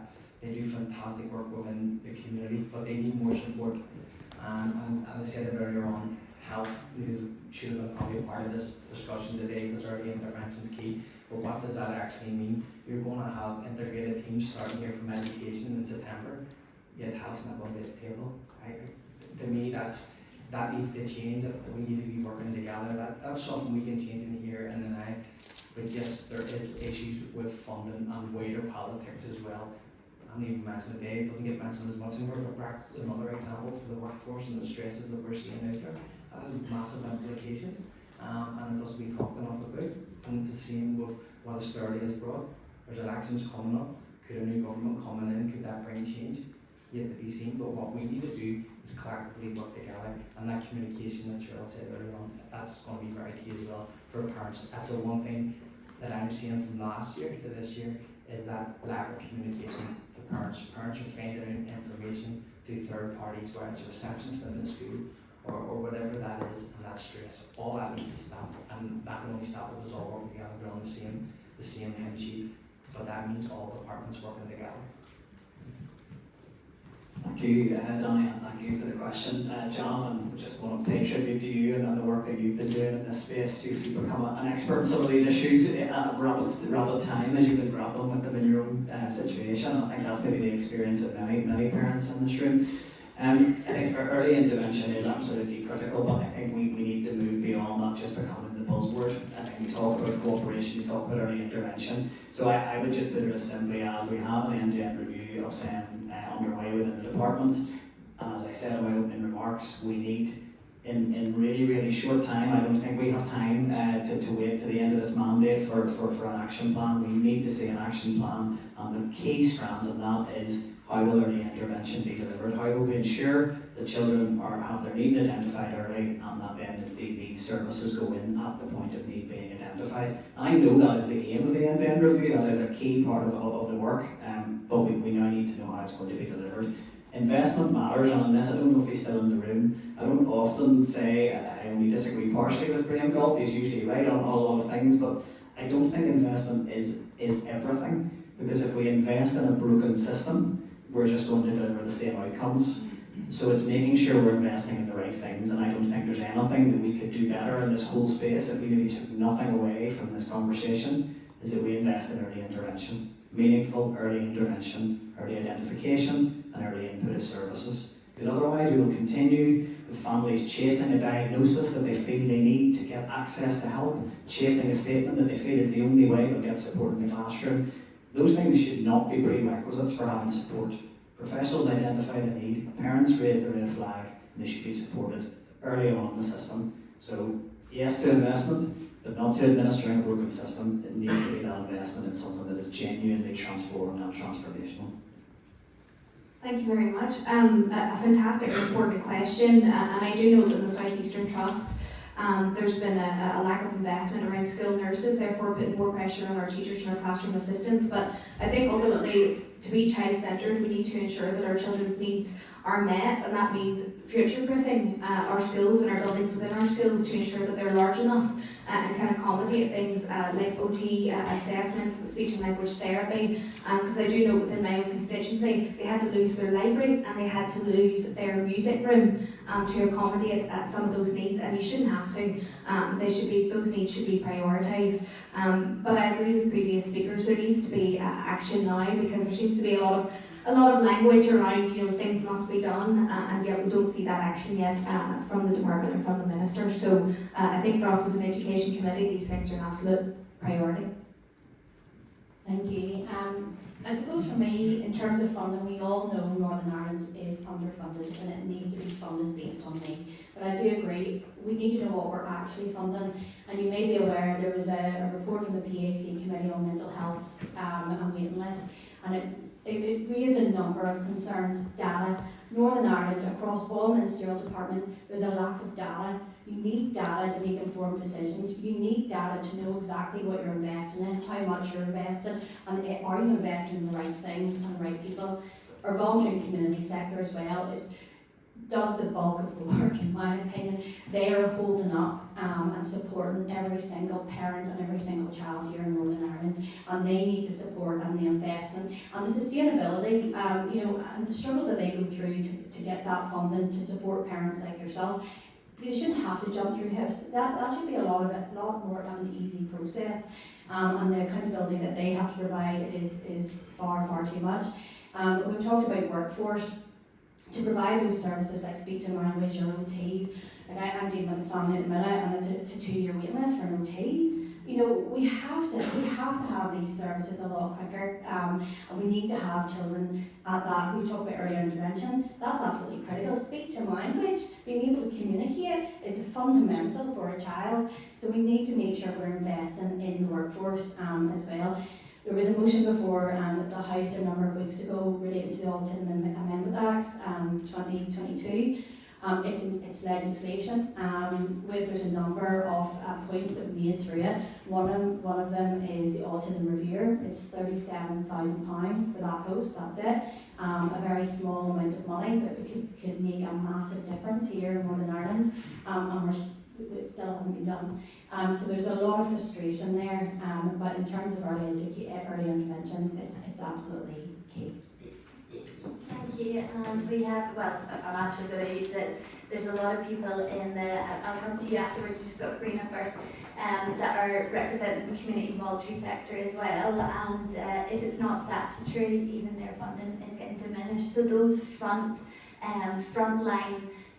heroes that work day in, day out, and I'm not talking about the policy people, I'm talking the actual key workers, are being told that they're losing their jobs now, or it's really hard. We saw the primary school counselling as well, so it's a question beyond that investment, and I know it's a question that you're all going to grapple with. So Karina, and then I'm going to have the lady here, and I think that will have to be the last question, is the lady at the back. So Karina, thank you. Hello panel, my name is Karina and I am the mentor of SEN young people currently being educated in the mainstream. My main concern is the lack of training and provision for teachers in mainstream, and I want to know the panel's opinions on, we've seen the news reports about schools, mainstream schools being reluctant to set up SINs. Do you think that the lack of training and lack of support provided to mainstream has had an impact on their ability to put themselves forward for setting up SINs? So we're just going to go down the panel, so we're going to go Cheryl first. Yes, 100%. I don't think there's any doubt in that. I know my colleague Cameron had brought forward the autism review and the importance of mandatory teacher training. You can't expect somebody to take on the likes of a SPEM or do anything without having that infrastructure and the support system there and being able to do it and feeling confident in doing it and dealing with children. I think it's absolutely key that people are trained and trained right and trained well, not on a 15 or 20 minute Zoom. That's not training in my opinion. Dealing with children is complex, it's sensitive, it's emotional. It's sometimes it can, my family, from my friends who are both special needs teachers and also classroom assistants, and it's a difficult job. It's not easy to do. And it has an emotional toll when they go home as well. So they need the right support. It needs a holistic support. So yes, I very much do believe that the lack of training, and again it comes down to that as well. We need to have that training, and that needs to be a fundamental part of this whole process. But then we also can look at teacher training in terms of placements. I believe that every teacher should have placement in a special school during their training. To me, that's a no-brainer, that it should happen, because no matter where you go, no matter what classroom you enter, you will always have a child that needs that extra help, so you should be trained for it. And it will make teachers, classroom assistants, whoever is dealing with that child, whether it's the transport, whether it's the dinner lady, whoever, they feel confident that they're able to deal with that child and give them the best possible start and the best possible interaction.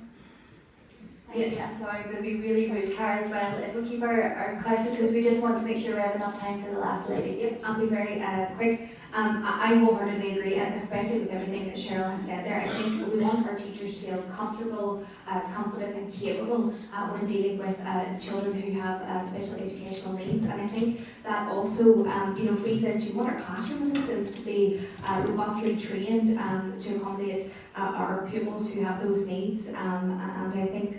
Yeah, absolutely. Just everything Cheryl had said, I completely agree with.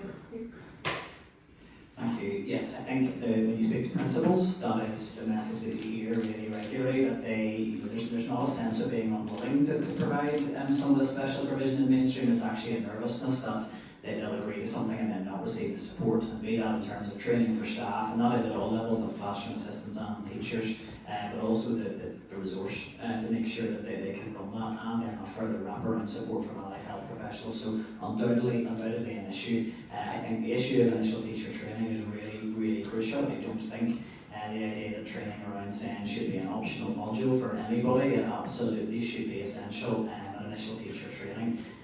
All teachers are special educational needs teachers. I think that is really crucial. Now, it's good to have a specialism, but all teachers need to be equipped in this space. So there's work to be done in initial teacher training. And I think as well, I would just say in terms of the SPIMS in the broadest sense, there are really good examples of good practice. But if we are not ensuring that when those units are opened, that the input from health is there, and that the initial standard of training is there, and the ongoing CPD for teachers is there, then we're setting them up to fail. So if we're going to do it, we need to do it right. Sorry, but I just been putting Lois Totten from Stormont University here, and she would just like to add something to that. Is that okay? 30 seconds. I can assure the panel that every single student at Stormont University College undertakes a year 3 module in special education needs. It is compulsory. I know we're the only organisation in ITU providing that, and part of that course is where students are required to go out for a week's placement. That's as a minimum. We have other training for year 4 as well. So just to clarify, every single student that comes through Stormont on our BEd programme undertake a full module in special education needs. Thank you so much. Can I just respond there really quickly? Because I'm aware that and credit should be given where it is due, absolutely. And I think one of the things I said there was actually a direct quote from Noel Purdy at Strand, that all teachers are teachers with special educational needs, so that good practice needs to be noted, but it should be across all settings. Absolutely should be across all settings. There should be no dilution of standards depending on where you do your training. Sorry, again, Danny, I've lost the run of myself, so short. I'll be short and sweet because I agree with everything that's been said, so we'll take it sort of a different direction. There's some sectors that are doing all the heavy lifting when it comes to skills. And some of our primary schools and our secondary schools are doing great jobs, but not all of them are doing it. And what I would sort of say back, and I said it earlier on around SEN first approach, this would be similar for the minister to then maybe compel schools to take on SPIMS. They do it in the South. Is it a big massive issue in the South? I don't think it is. So this is something that could be looked at in the here and now as well. That's something I think the minister could really, both as officials could really look into. But it is fair to say that not everyone's pulling their weight when it comes to SPIMS. Okay, hopefully not end on a controversy. In terms of the moving the SPIMS, I still have this slight negative that we're doing something better than nothing. That's kind of the attitude that we're kind of in, and we're limited because, as the guys have already said, there's a shortage in the workforce and the running allied health professionals bringing those therapies. We have excellent examples of teachers and classroom assistants who are absolutely first rate at their job, but there are some gaps in other schools, and I do know that having spoken to a series of school principals, SEN, and that further provision is absolutely right up their totem pole in terms of the priorities, but they want to get it right. It's as simple as this. Our teachers and our principals and our leaders and our classroom assistants want to do what's right by the child and give them the very best, and to give any less than that hurts deeply. And I think that's the bit where we as a government need to get it right. If we resource them in the appropriate way, proper discussions about what resource and requirements there are to achieve that, then we can change their lives. So Is that sort of, No, that's brilliant, and I know we could talk, and I'm sorry for being so rude. This final question is literally, I want like 5-word answers, but I do want to say that for the parents in the room, you're very much welcome, that Sinn have given up their meeting room, there's going to be refreshments, and thank you to the Education Authority and DE for resourcing those refreshments. So there's going to be tea, sandwiches and coffees as they did resource here. So we are going to continue this conversation, and all the MLAs that are available will continue, but this final word and a very summary answer, please. I think for me, I have opened up an autism centre in Newton, just due to the fact that there's a lack of services. Everybody's gone on about early intervention. We have approached everybody asking for support and constantly turned down. We're going charity basis for the simple fact to secure funding to bring OTs into families. I find myself, there's this constant speak about STEMs. As Jude had mentioned earlier, we need appropriate training for all staff, not just mainstream, not just STEMs. Children are being thrown into mainstream, and that's the term I'm using because it's what's happening. If they get a place at all, and staff have no training, so therefore children they're being, like, nobody's servicing them. You know, there's no one-to-ones in place, there's no services, children are being given, oh, they need this, they need that, but who's providing it and who's supporting that these services are being provided? I think the training with STEMs are well and good, the idea of it sounds amazing, but what happens in mainstream whenever there's a child where there's no STEM placement and there's no training to staff? If all staff were given appropriate training, not just training, and as Charlotte mentioned earlier, a 15-minute Zoom is not cutting it. Okay, I'm not sure, that was a great statement, I'm not sure if there's a question in there, but I'll just say the piece that's been missing probably in this last 45 minutes is that we've highlighted in the STEMs, but we haven't talked about special schools. And it shouldn't be seen to be a competition because every child should be looked at individually, and for some children, the special setting will absolutely be the right place for them. And in some instances, you know, a mainstream will be the inclusivity piece, but we can do a lot better, and I'll use this one example, and we can't do this everywhere, I suppose, but Strew potentially could be a real game changer because you don't have every type of school on the one campus, if you like, and then you have that real specialism in around the special school, but they'll still get that inclusivity and integration with children from all backgrounds, and but that's something we can certainly aspire to, I think. Also, the consideration, I think, in the question was that realistically, right now, there is no funding, there is no space. So, what do we do for the children today? But then, how do we get to the future we want? Yeah, I agree. Community and voluntary sector do a lot of the heavy lifting, and they do very much in my constituency, and they always have. But unfortunately, when it comes to funding, they're the first to have their funding pulled. And I know I mentioned it earlier when I said Brexit not been talked around of, but there was an awful lot of money lost as well from Europe, but that wasn't replaced. The British government didn't replace that pound for everything they said they were going to do. They didn't do it, and that's really one aspect of it. And when it does come to cuts, it is always the low-hanging fruit that goes. And a good example of that was Happy Means last year, just one of the programs that went. That is deeply worrying. But the good thing I could say is that we have locally elected ministers now in charge. We're all together, we all work together, and we can prioritise and work for all of our children. We must deliver equality, we must deliver inclusion. I know this isn't going to happen overnight, but on a positive note of the day, special educational needs is very much a priority for all the parties, and the Minister, you're hearing that loud and clear, and I hope that will bring about the change that is needed, not just at the end of this mandate, but when we go forward to other mandates. That's what we need to do, and we'll start here. So thank you. Thank you, President. And I'm so sorry, I'm going to pressure that it's a politician's short answer needs to be shorter. Good luck. You're getting inside my work trying to chair the Education Committee to keep this all quiet. I think there was a lot in your question and your comments. I'll just draw out the reference to that concern that children are being thrown into spins. I know that's probably not language that we want to hear, but I think there is a concern these placements are often being made on a complete crisis management basis, and that's not acceptable. So I really would just go back to my original comments that I made at the start of this panel. We need to do two things. We need to tackle the crisis in placements, and the Minister gave us assurances last week at committee that we would not be in this position in September 25, so he needs to deliver on that. So I would just put that as clearly as that. He said he would deliver it, so we need to see it. And then we need to, I think, all get behind the work of the department and the EA to deliver the transformation programme. There's good work being done, it needs to be properly resourced, and it needs to be clearly detailed with an action plan coming forward as a matter of absolute priority. I'll try and be as quick as possible. No, I completely agree.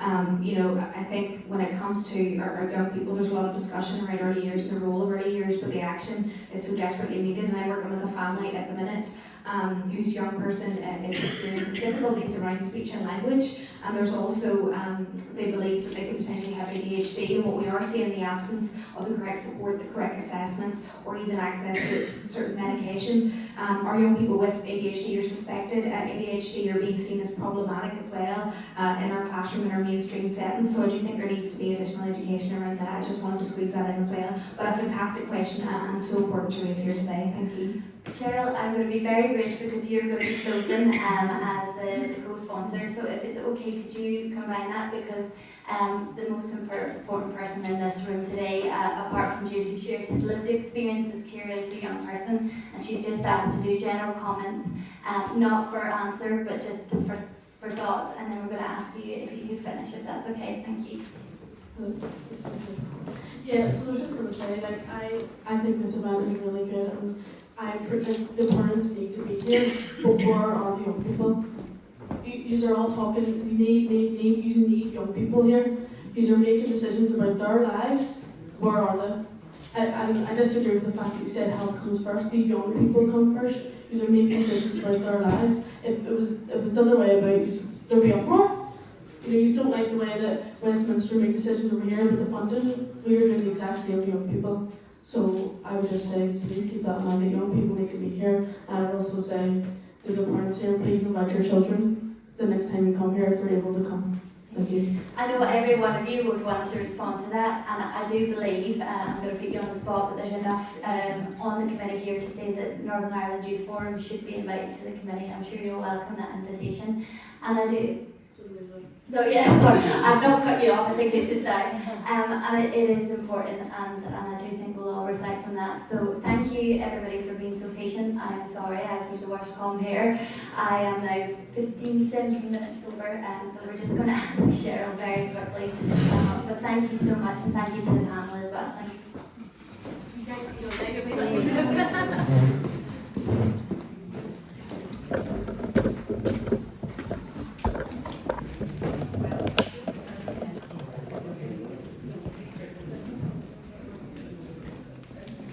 So I want to say thank you so much. Whenever I walked into the room this morning, I just felt this complete buzz and complete energy that we all had. And I really hope today we've had some good conversations, some difficult conversations, the right conversations that hopefully will make the right difference here when we move ahead. I just want to say, first of all, thank you so much to Sinn, the 4 men, particularly Emma and Dorothy. They have been fantastic. And their energy and their passion keeps me going, and I think it keeps our education community going as well, because we know that parents and the carers' experience is what we need to take forward, and we need to understand exactly what people are going through to ensure that we're making the right decisions and we're making the right priorities here, obviously within Northern Ireland government. I want to say a huge thank you to Cathy as well. Thank you so much for asking me to co-sponsor this event. I don't want to go through absolutely everybody, but what I do want to say is every single person that spoke here today was absolutely incredible. There was the points where I was really enthused. There was points where I was really sad and frustrated. There was points where I did feel a wee bit of a tear coming along. But that's what these conversations are about. It's how we can all get in the room together to start shaping Northern Ireland to make it better for our kids and our families. So I suppose for me, what I want to say as an MLA, as our committee, my colleagues, my party, the executive, the ministers, I tell you, we will fight for your kids.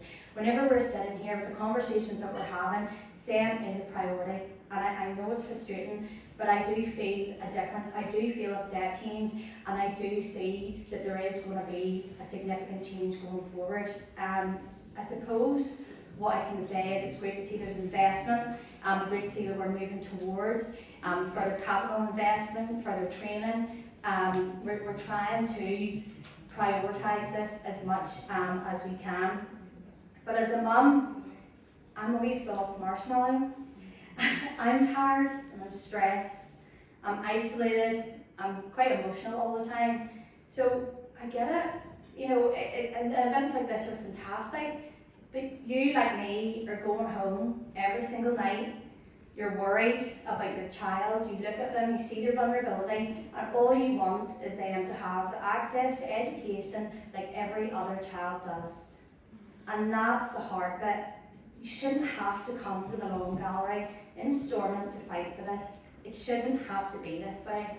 And I know there's a very raw reality to this, and we're talking about the higher level stuff in terms of education and early intervention and training, but there's a severe effect on you and your family and your siblings and your relationships, and we don't talk about that. And I'm sure there's many people that are here today as well. They have that internal debate of, should I be in this job? Should I not be at home? Should I not be looking after my child? How do we balance that? So I get it, there's so much more to this event today than this. And you should all be supported, and you shouldn't be in this place at all. So, and that's before you even get out of bed in the morning, which is the hard bit. So I just think that never mind the battle that we have, then it begins with education. So we're all moving forward here today. But I think today we can drive that change. It is the right change for our children. And I just want to say a huge thank you to everybody that has been here today, that has taken the time to come out, and particularly SEN Reform NI for all the work that they've done. I just want to say, we're not going to be waiting and seeing anymore. We want the change right now. And I can say certainly that with our committee and the Minister and the Executive moving forward, that will happen. Thank you.